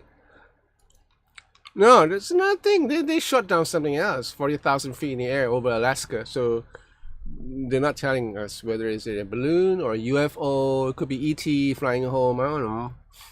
Hi, Paul. How are you?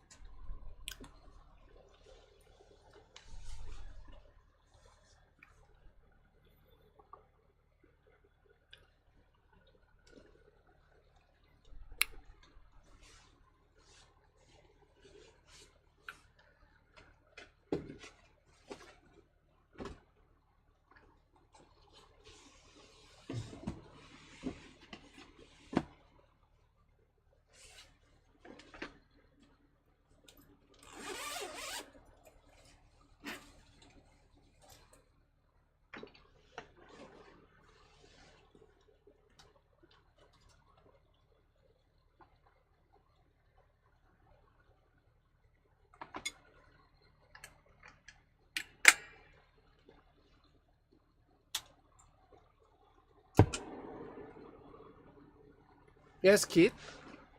Which artist did I support most in terms of live concert? You mean like which artist do I play the most for? It will be Eric. It will be Eric. I've been with him since, oh my God, Lord, since the the mid '90s.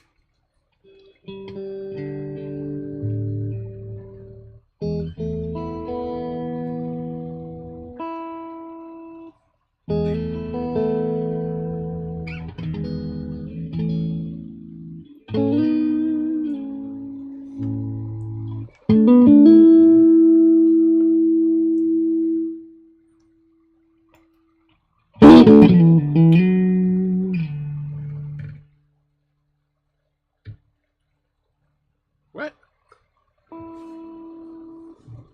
It's quite everywhere, folks. Short on cash. Oh, I see. Pubs are pretty much empty. Oh, is that bad? Yeah. Surprisingly. Yeah. That is very surprising for me. Although UK is doing fine. Yeah.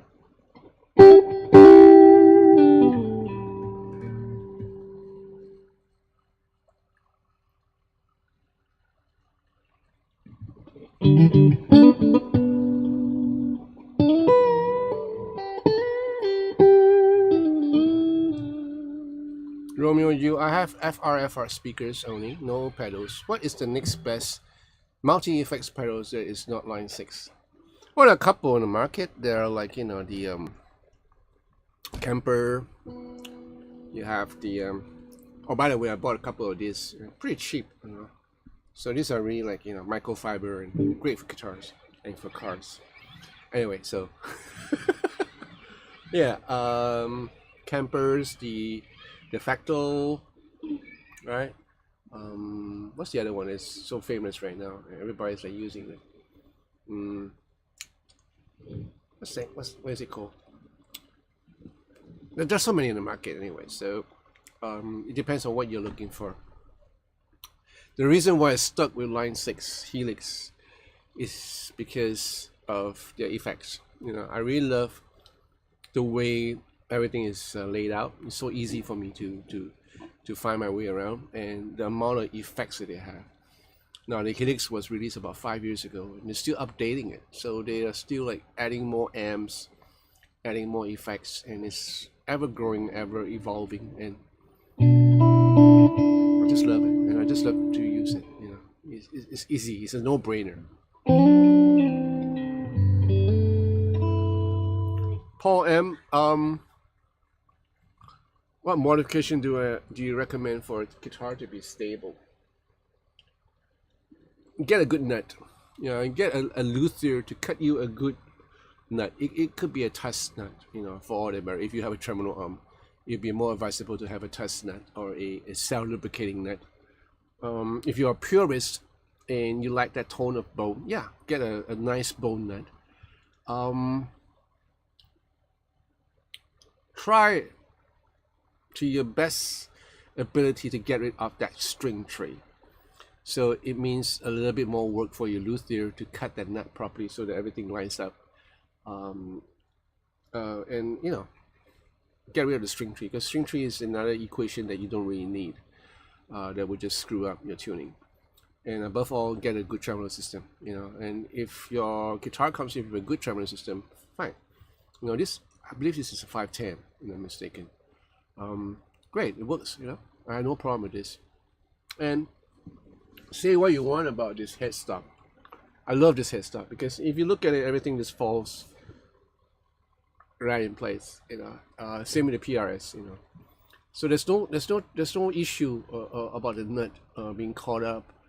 Like I think I told you guys. I didn't tell you guys, right? So I was using this guitar for this big concert that I did last Saturday. Before a show started, we got on stage. I tuned this guitar, and that's the only time I tuned this guitar. Yeah, that's the only time I actually tuned the guitar, and I played all the way to the end of the show, and the guitar stays in tune all the way. So that's how good, you know, a well-crafted guitar and a well-set-up nut should be.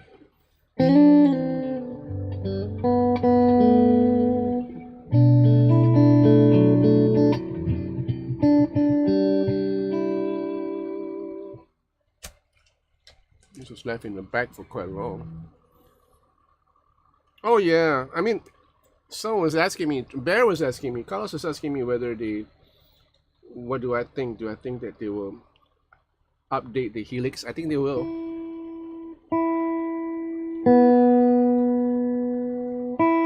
Still in tune. That's in the back.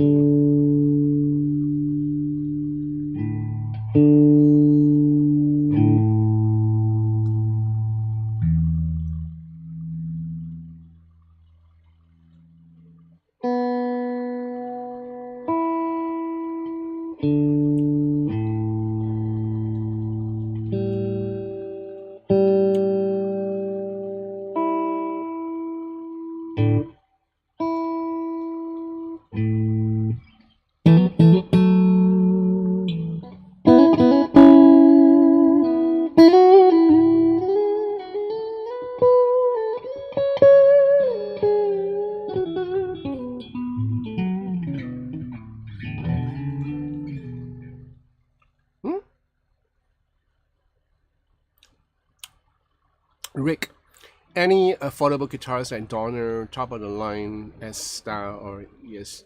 Well, you can, for S style, you can check out the Zijie guitars from China. They're the high-end, high-tier guitar maker in China. So they're really affordable and they're really good quality. I mean, I heard some of the guys compare them to like custom shop.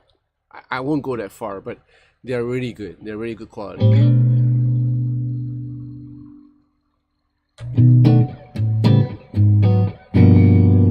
Metal Taro, wow, from Vienna. So I have 3 guys from Vienna today.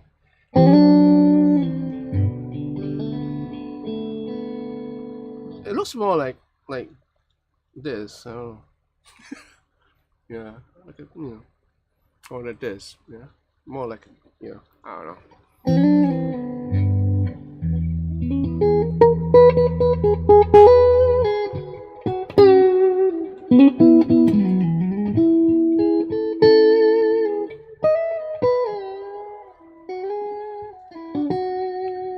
Hey, Ecuador, hola.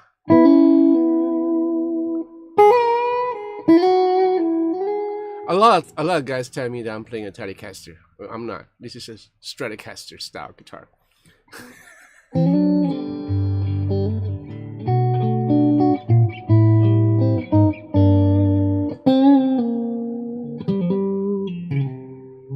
Nope, Romeo.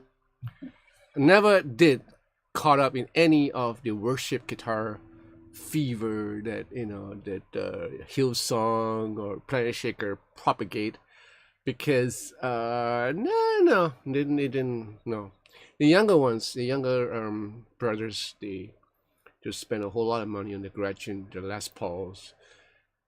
Not me. I used Harley Benton when I was worshiping a couple of years back. When I did a worship event in Taipei, I was using a Squire Telecaster, and I always have a problem reconciling the fact that a lot of worship guitarists in those big mega churches have will always flaunt their Sir or the PRS guitars after worship. You know, they will have a photo shoot and stuff like that. I was even invited to join a sort of a Facebook group. Well, predominantly they are Christian worship team members or mostly guitar players. I went into the group to just check out, you know, what it's all about, and all they talk about is guitars and gears. And I understand this is a guitar group, but I just couldn't reconcile the fact that, you know, Jesus is not important there. That, you know, what sort of guitars they are using and what sort of gauge of string is more important than anything else. So I left that group, and I apologized to the pastor who introduced me to that group, and he says, "Yeah, it's okay. It's a quiet thing." I said, "Yeah."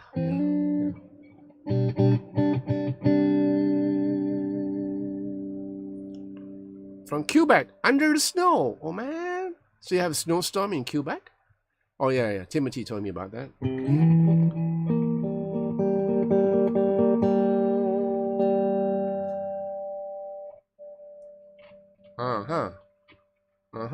So my jack is dirty. I also bought a new contact cleaner from Belgium, of all places. So it is a contact cleaner as well as a lubricant, but not like the WE-40 kind of lubricant, you know. So I think it's good for pots and stuff like that.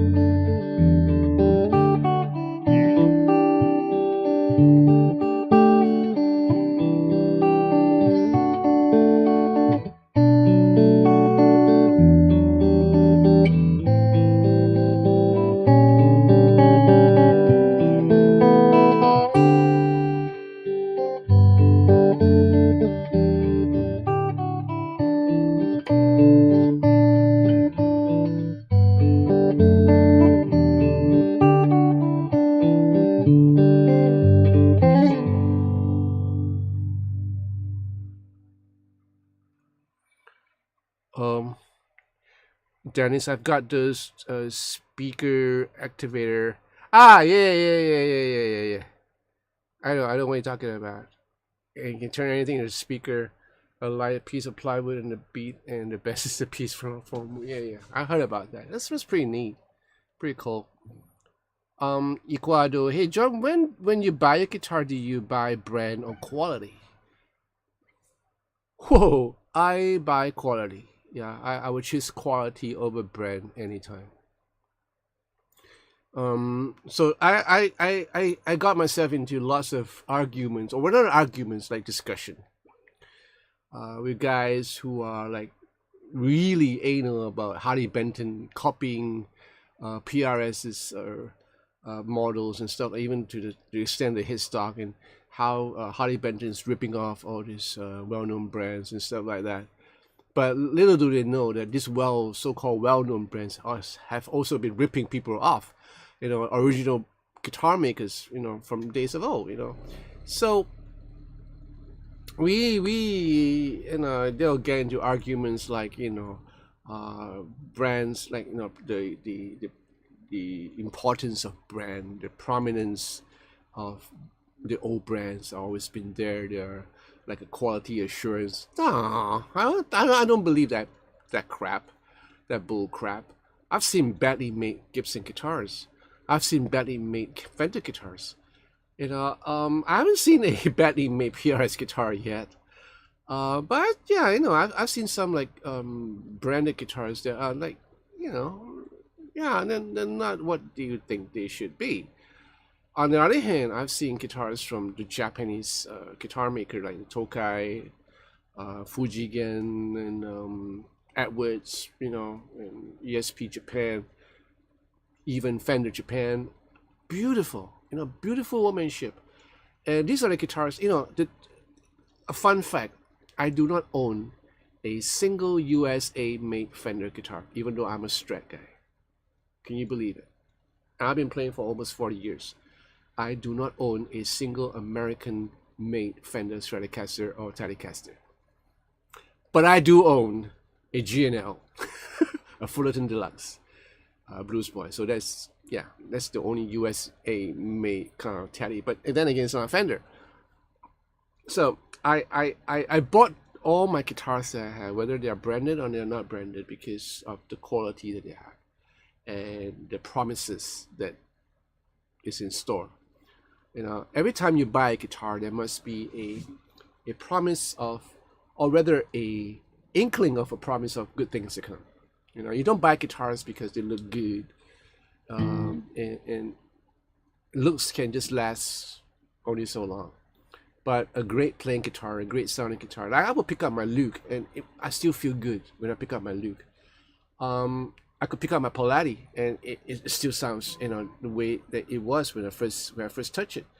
I could pick up my PRS, my McCarthy, and I still love, which I just played on the last video when I did a comparison. I could pick up my Les Paul, and I still feel good. So these are the guitars that I keep because they feel good in my hands, and when I play a certain note, I know how it responds.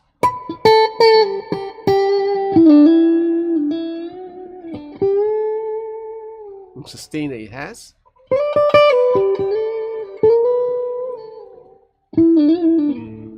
and what I can do with it, and the possibilities of stuff that I can actually achieve on that guitar.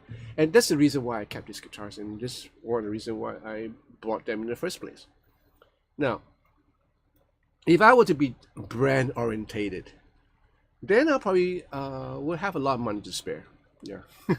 So I'll buy Gibson, and then I'll sell them, and I'll buy a Fender custom shop, then I'll sell them, I'll keep them, and I'll probably be spending a whole lot of cash on things that well, sometimes mediocre at best, or maybe I'll spend a whole lot of cash on things that are really good, like a really master build or something like that. Yeah, those are guitars that are worth buying because the resale value is always there.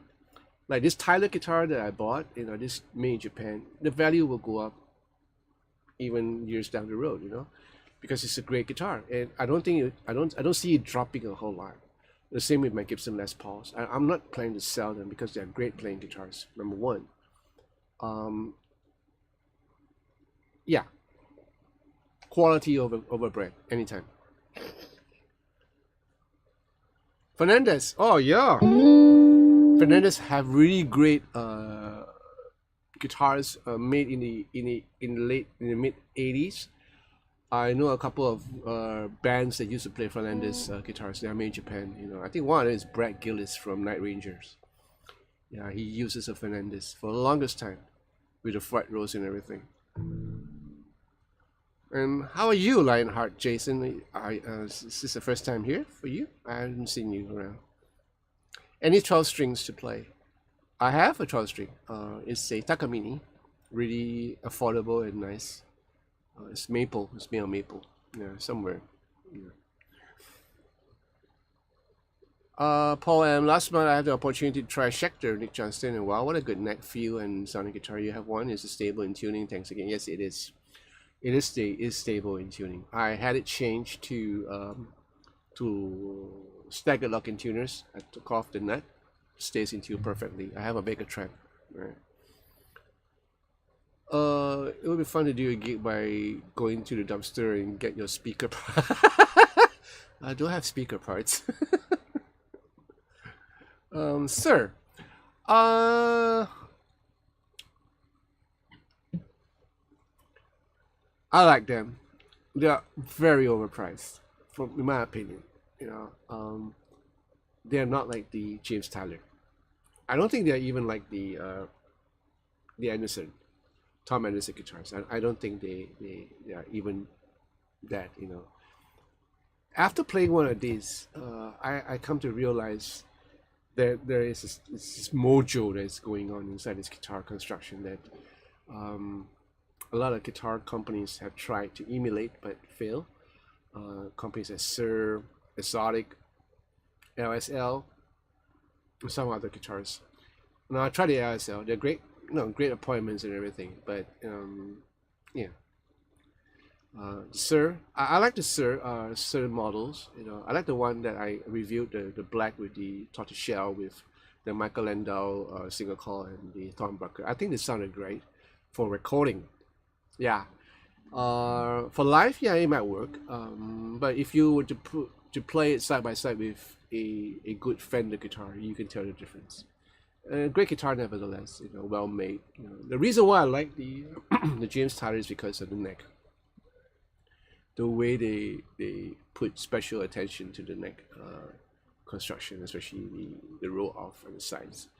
This is something that I really appreciate, and the fact that this fretwork is really immaculately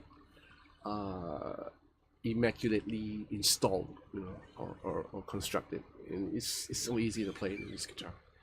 Yeah, so there are little differences in different guitar makers that makes it pop out, that stands out. Like the PRS, they have great looking finishes. The core models, even the S2 or even the SE models have great finishes, and these are the things that pop out and capture your eye. And a lot of SE models, they're lacking in basically in their pickups, but you can always swap pickups if you want to. But why would you want to do that? There's some SE models that sound really good. For me, when it comes to PRS, I will buy S2. I would not buy the core model because it's just too expensive. I will buy S2 because they are very good quality. They were made in Maryland, so same as the core models, and nice. I think one of my favorite guitars is the S2 Standard in satin finish with the McCarthy Sunburst. I like that a lot, and I kind of regret that I returned it to Janet. She knew, I told her about it. I kind of regret returning it to her because that's a guitar that I would keep. But then again, I have my Custom 22. He won't be too happy, so yeah, I left it as that. So there are many guitars with their own strong points. But don't go for brands if you can. Yeah.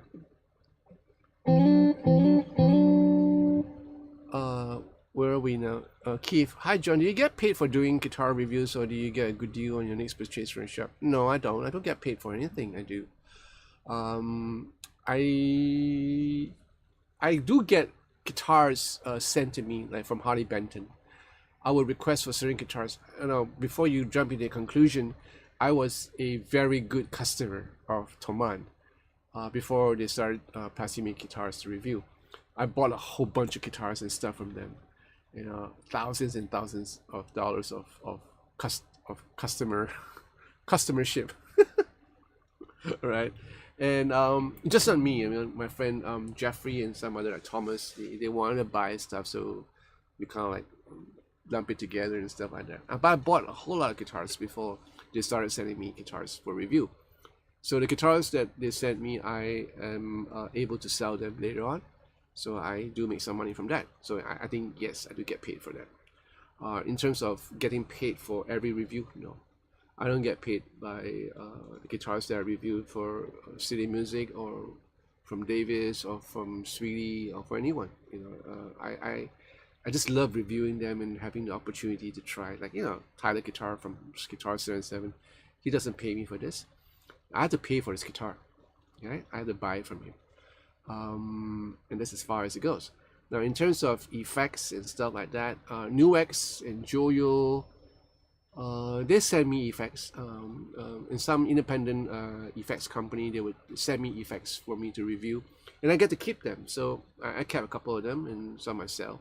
So yes, if you think about that, yeah, I do get paid. But how much does the effect cost, especially the ones that are made in China? right? The multi effects will cost a little bit more. Yeah, Ampero is another one of those. So basically, I don't get paid for doing videos. Yeah, I hope that answers your question. Having a good deal from Nick's purchases from the shop. Yes, I do get certain perks, especially when it comes to localized companies like Davis or City Music. I do get certain privileges, but I think it's basically because of the friendship that we have forged over the years, more than anything else, in the relationship that we have with one another. Ecuador, I like hearing guitar players that have their particular sound. How much time it took you to find that so particular sound, Jordan? Thanks for the answer. It took me a while. It took me a while to get the sound that I wanted. I was always intrigued by a question that someone posed to Steve Lukather in one of the earlier guitar player magazine back in the 80s, in the early 80s. And the interviewer asked Steve Lukather, do you play what you hear? And Lukather answered, most of the time.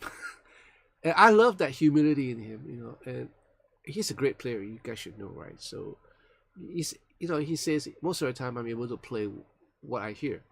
And there's something that I always strive for, like, you know, when you have melodies going around in your head, and how to get them to come to life in your fretwork, in your fretboard, with the sound and the tone of your choosing.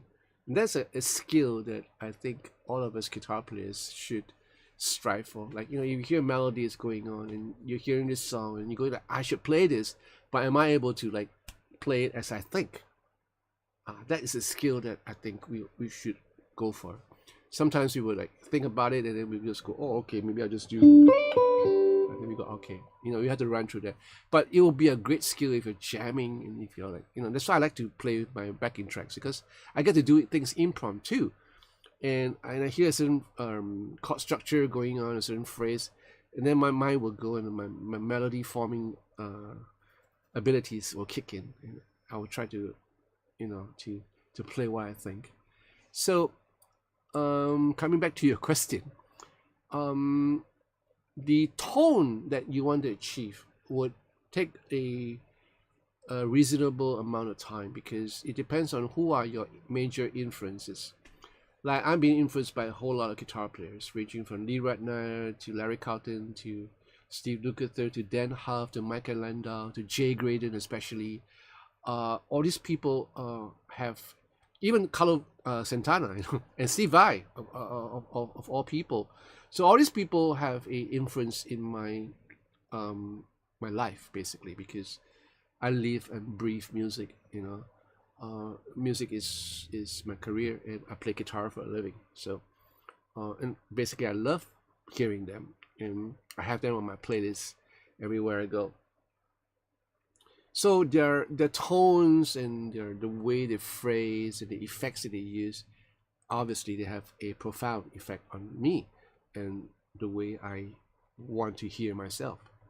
So you have to find out whether you choose to follow your hero or heroes, in my case, heroes, or you want to do things your own. So what I do is to follow what a songwriter or someone, it could be Steve Lukather, it could be someone else, who says that, how do you arrive at your own style? It says I copy from a whole bunch of cats and I throw them up in the air and I just grab which one is I'm able to grab. Things that I'm able to do, I'll just grab it, and then in time I will form my own style. Now Steve Vai has something to say about this. He says that he doesn't practice to be like to play like someone else. You know, he practice and spend time on doing things that he is already doing well, and to perfect it to a level that no one can emulate. You get what I mean? Like, for example, if you're good at certain things and then you just spend a lot of time doing that, and then you attain a level that a lot of people cannot copy or imitate, and that's your style. Instead of trying to play like, you know, Joe Santarani, or play like all your heroes, you know, you can learn on the get-go. You can learn on the styles and the sound, but after a while, when you know your strength, you know, capitalize and work on your strengths instead of your weaknesses. That's what Steve Vai's philosophies are about. Yeah, I have my thoughts about it. I think sometimes we need to go back on our weaknesses to kind of like get over our apprehension or fear. Like, you know, every time we, like for example, blues. You know, a lot of us might struggle in blues. I don't know. I think a lot of us do not struggle in blues, but like certain you know, like the Lydian mode or stuff like that, the Dorian, you know, you need to know about this. So it's worth to spend time on all that. But what he says is really true, because if you capitalize on your strength, then you're able to achieve a style that a lot of people cannot emulate. I hope you understand what I'm trying to tell you. Right? So in terms of tone, you have to make up your mind, yeah, on how you want to sound like. And that equates to the equipment that you use, the guitars that you use, you know, and what you like to hear. Dennis, John makes his big money on the street with a tin cup while he plays.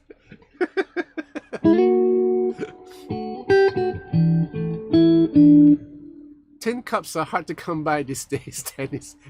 They cost a lot. Electric guitar unplugged. If acoustic is not there, I pass. I don't know what you're getting at. Okay, cool. Logify, John, the HB35 Plus, which is ES335 type. Yeah, I will check it out. 4.8 points review. It looked nice. Oh yes, it's nice. I think I requested for one. Somehow it didn't realize. It didn't come to fruition. So, but I think I played on a friend of mine, and I think I did a review of it. I'm not sure. You probably want to check my Harley Benton playlist. Yeah. Lionheart Jason. Oh, okay. First time here. Fellow brother. Yeah. Okay. God bless you. You have Dennis has a HB35 and he likes it a lot. Cool. David K, just had my tea, so I had to nip off for 20 minutes. On that note, David, I would like to know, what sort of tea do you drink in England? Like, you know, we drink bold tea, Lipton tea. What sort of tea? What sort of tea brands do you blokes drink in England? Then it's half of 2 months inventory are here in my place of everything to sell. Oh my good lord.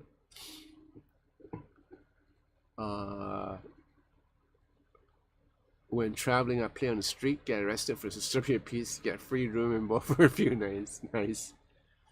David K, my influences are Jimmy Page, Santana / Kurt Hammett, and Gary Moore. But Page probably the biggest influence. Oh, okay. Yorkshire Go. Oh, nice. Never heard that. Yeah, should be good though.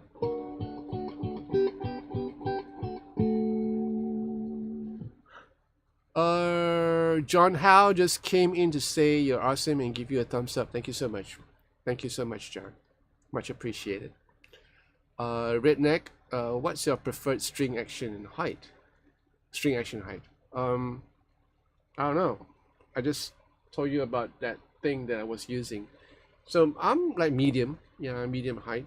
I don't know what's the calculation here. There's a whole lot of math going on in terms of height. So you have the metric system as opposed to the imperial system. So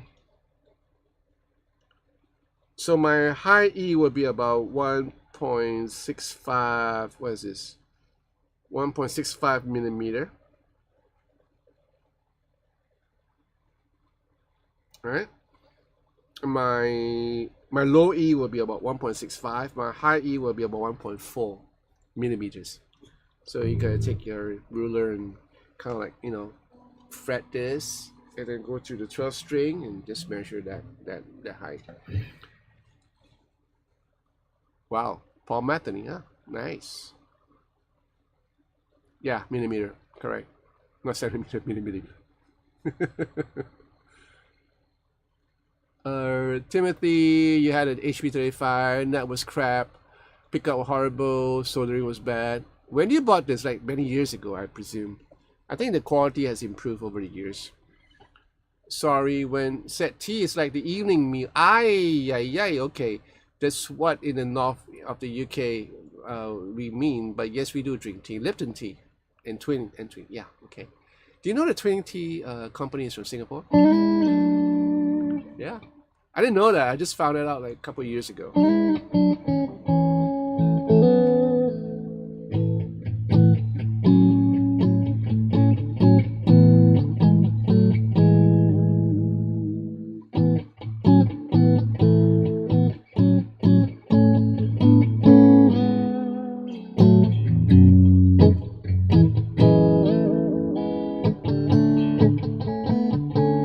Yeah, that figures 2 years ago. Yeah.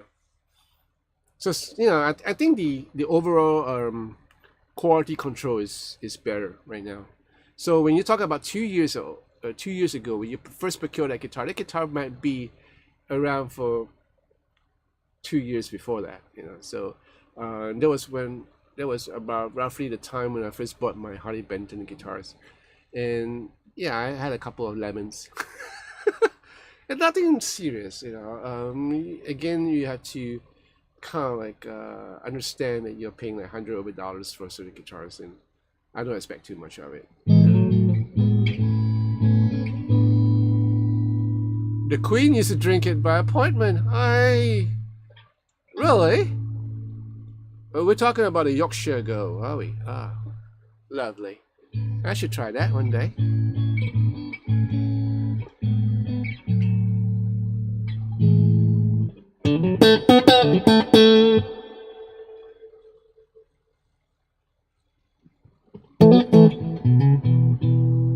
Lionheart Jason, I've been playing guitar for a long time with no theory, beside basic minor blues scales. Where would you recommend getting started on theory learning? The internet is a good place to start if you choose to.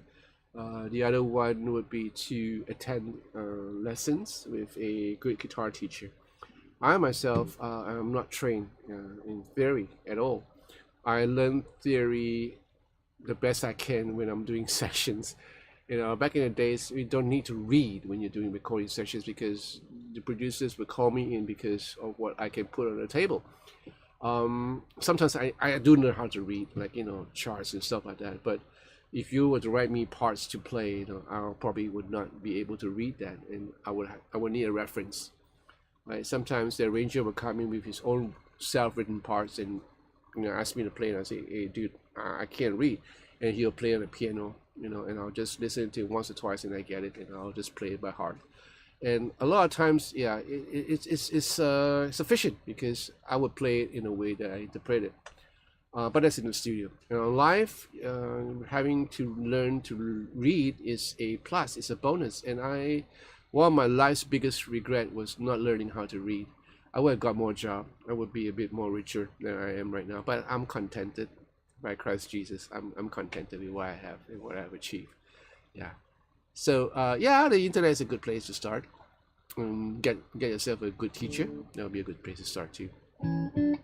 Rick, do I set up my own guitars? Yes, I do. As much as I can. When it comes to electronics, I'm a goner, so I have to depend on Wayne in terms of electronics, like changing pickups and stuff like that, changing parts, and I'm gonna have to learn that too one day. Yeah, steal some business from him. I could solder. Ugly, my soldering iron work is horrible. Maybe I should take like a couple of weeks course with Wayne.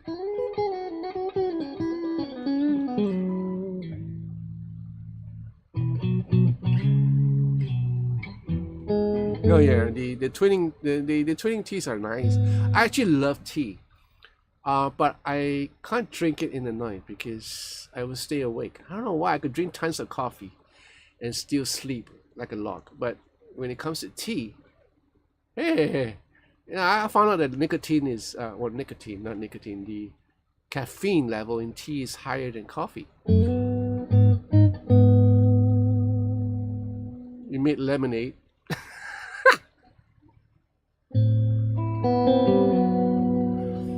Yes, John, do you must be able to get it in Singapore. I believe so. Yeah, I believe so. I have to go shop. Yeah, I would like to try it.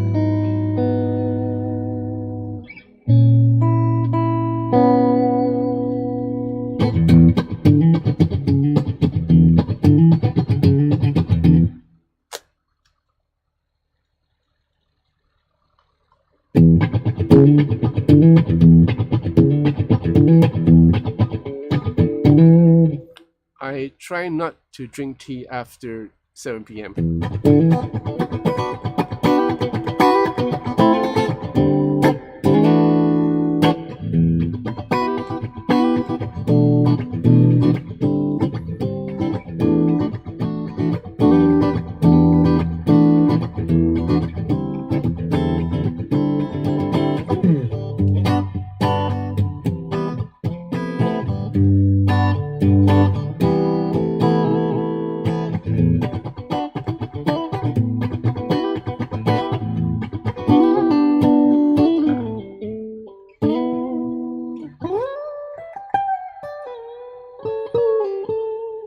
Oh, I thought we were talking about a lemon. So okay, your HP35 was a lemon finish. Yeah, nice.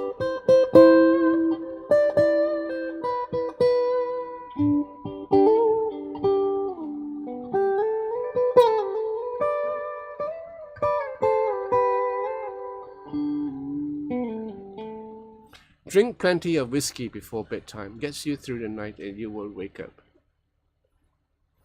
I drank beer.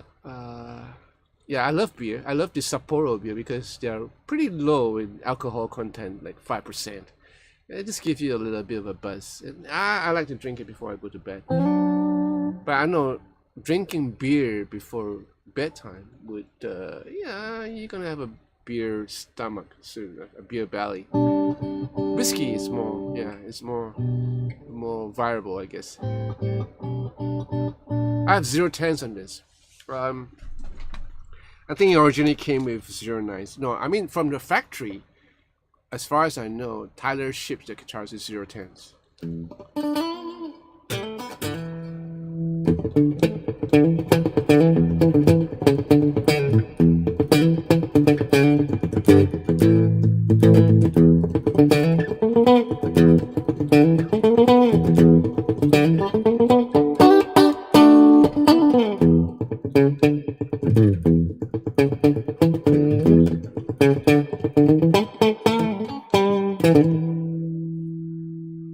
This is a James Tyler Japan Studio Elite HD.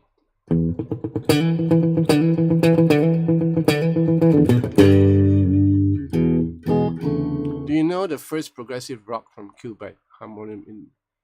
I heard of them. Yeah, I heard of them. They're not big over here, but I heard them. Yeah. So I mean the famous one, of course, is what's that? Rush, right?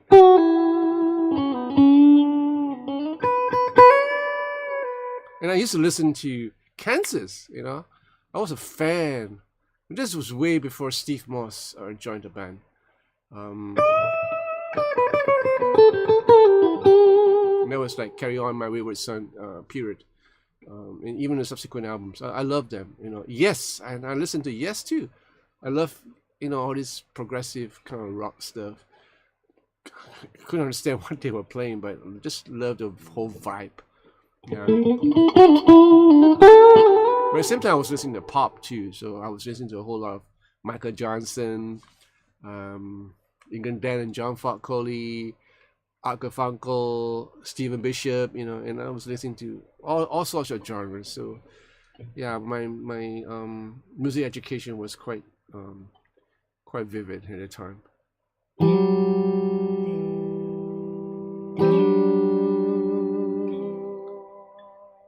Like I said, David, this is a James Tyler Japan Studio Elite HD.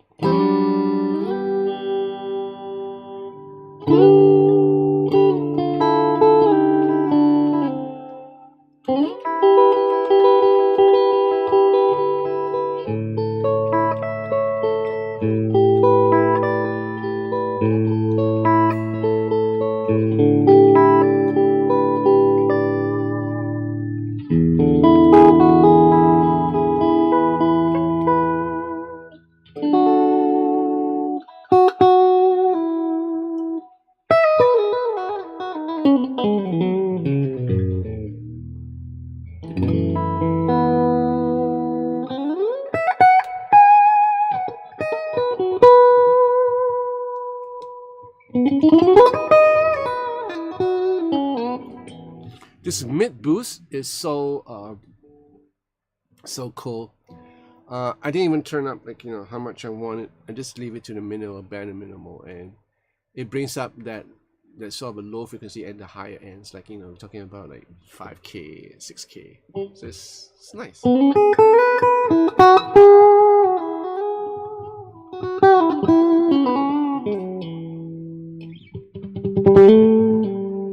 And it has a treble bleed, so I can play like real soft.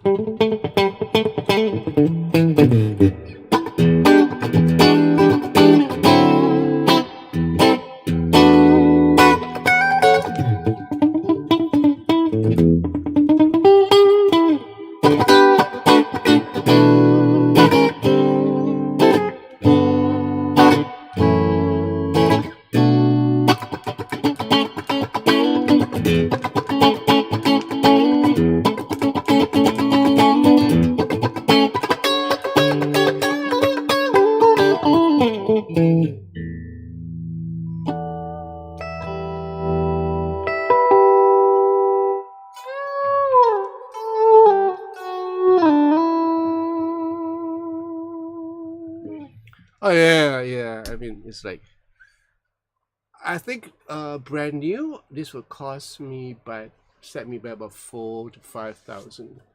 Yeah, maybe 4,005 if I'm mistaken. Singapore dollars. That's probably about what, 3,008 US dollars, right? Because these are made in Japan. The USA ones are like, way beyond that, like 7,000 US, roughly around that. But like I said many times before, you get what you pay for. These are really exceptional guitars, I must say. Really a joy to play.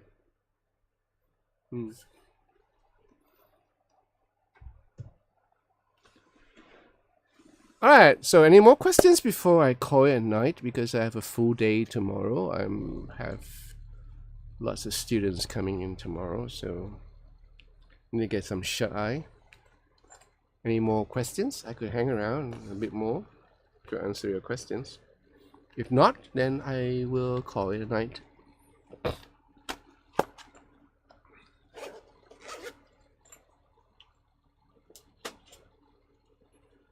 Anybody?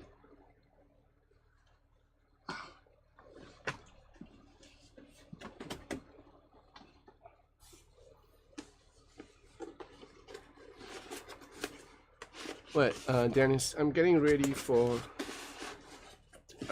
try 08? No way. You sure about that? Which way is this? Why is this like this? Sure about this? No? Oh. 08?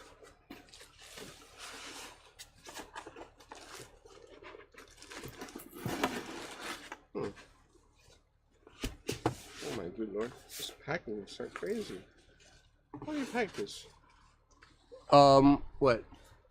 I'm getting ready to try 08 because when I changed to banjo, I have light gauge. I can do light gauge on guitar, and maybe I have easier time when I change.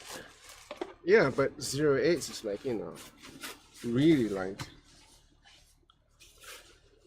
I used to play 08s for a period of time, yeah, and gave that up because it's just not viable for me. Because I kept on breaking strings. That's a problem. If it's not because of the string breakage, I'll probably still be playing 08s. Oh man, I hate this.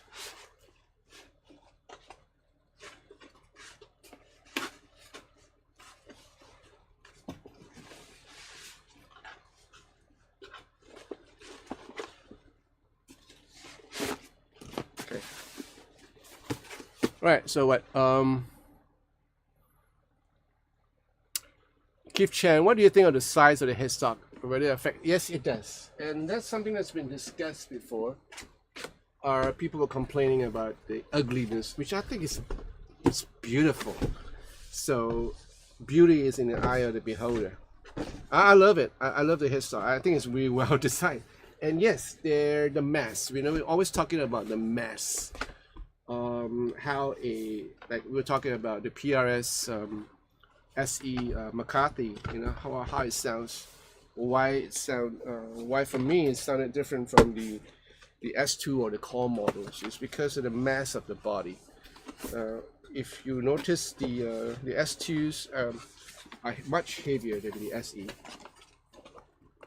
And that's because of the wood that they're using. So I don't know what sort of wood they are using. But there's this train of thoughts that the guitar sound is not dependent on the wood or the tone wood. But for me, I've been playing guitar for so many years. How heavy the guitar is, I'm talking about the weight equates mass. It is different. There is a difference. There's a difference in tone. So some of the old cats will swear by baseball bats sort of neck. And there's a reason why, because they sound chunky, because they feel chunky. So you thought. But in reality, they do make a difference in tone. Your neck and your fretwork, and the neck and your headstock. I always loved the tone of the old Jazzmaster, the Fender Jazzmaster with the big ass Fender headstock. Like, there's bigger, like what, 25% or 30% bigger than the normal Fender headstock, and they sounded great. So there is something to it. Brett Wilder. Yes, I do teach. David, it's been a pleasure as always, John. Glad I made this one. As missed the last stream, and just nice hanging out with guitar folks. Oh, it's lovely to have you here, David. Yeah, do come by often, and don't be a stranger. Rick, have a good day. Yeah, you too, Rick. Been offered a PRS Mira, fairly cheap. Have you played before you go to bed? Yes, I did. I believe if I'm not mistaken, I do have a review of it. I might be wrong, but I think I believe that I played it once before. Yeah, so you might just want to check out the PRS playlist that I have. Oliver, hi. Where are you from, Oliver? This is the first time here. Headstock give you a fantastic look. You can actually see the logo. Yeah, which a lot of people are not too happy about, because it's like, hey, why would you have your name there for 7 times? Wait, how many times? 1, 2, 3, 4, 5. What? 1, 2, 3, 4, 5, 6, 7, 8. 8 times on a headstock. Not counting the side, where I have another 2, so 10 times. Yeah, people will have thoughts, lots of stuff to complain. Keith, you love chunky necks. Good for you. Thanks, John, for answering so much question. No, that's what this stream is all about. Oliver, you're from New York City. Good, right? Yeah, great to have you here. Try to drop by often. Oh, we spoke before. Oh, you have a Martin OM28. Cool. We spoke online on Facebook or Instagram. Definitely not here, because I will remember you here. Or maybe I'm getting old.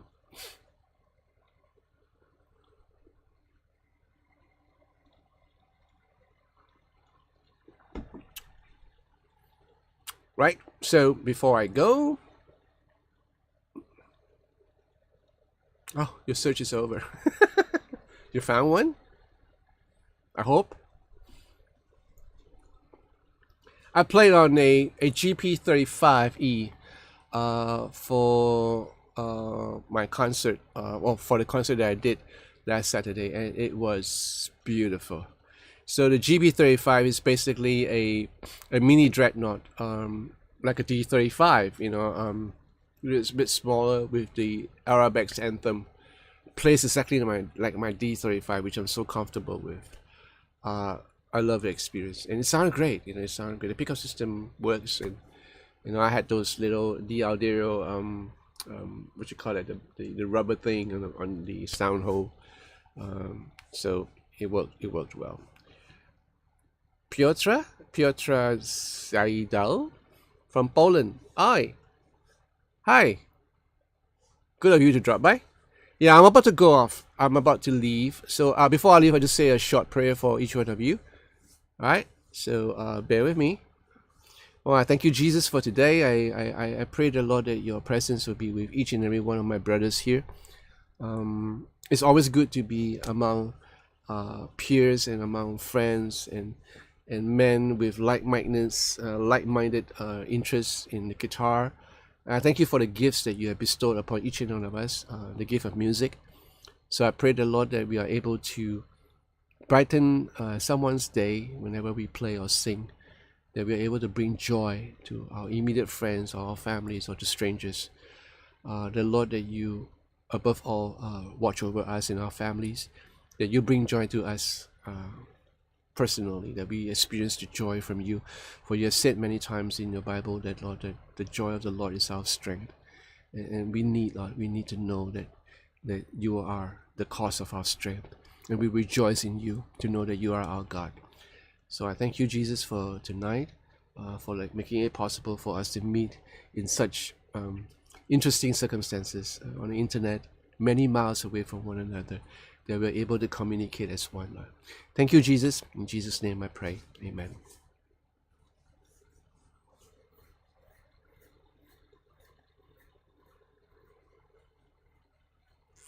Sure, Carlos. Anytime.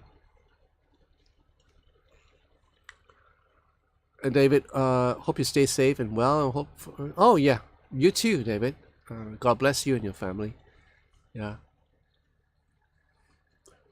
Ecuador. Good night, John. I'm having my late breakfast over here. Have a good one. Sure thing. Sure thing. Yeah, you too, Ecuador. Amen, Dennis and Timothy. Uh, try to dress warm, Timothy. God bless you, Carlos. Whenever I speak your name, Carlos, I'm reminded of the jackal. Are you leaving for work now? Oh, man. Okay. Have a good day at work. Ciao, ciao. Arrivederci. Alright, blue guitar. I know, it's cold. Okay, gotta go. Alright, I'll see you. Hopefully, I'll see you next week, if possible. A couple of stuff. There's some new guitars from ESP, really nice ones. And then I'll probably getting some guitars from Clement, some exotic guitars. I hope to get my hands on a Valley Art Steve Lukather model that was like released back in the late or mid 80s, that belonged to a friend of mine. So he agreed to let me review it. You know, I would love to review that guitar. You know, that's been my dream guitar. It cost a bomb back in the days. You know, yeah. So that's something I'm looking forward to. Apart from that, there'll be a couple of guitars. You know, and I have two Martins here, so I'll probably review the GP35 that I used for the concert last week.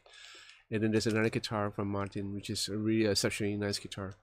Yeah. So all this and the Blackstar what is this? No, Blackstar, what you call that? The amp, yeah, M2, and of course the Trident. I've still yet to do a review of that. Yeah, that'll be nice. Sure, Keith. Yeah. Oh, Michael. Yeah, no problem. You know, you take care of yourself. All right, guys. Ciao. Bye.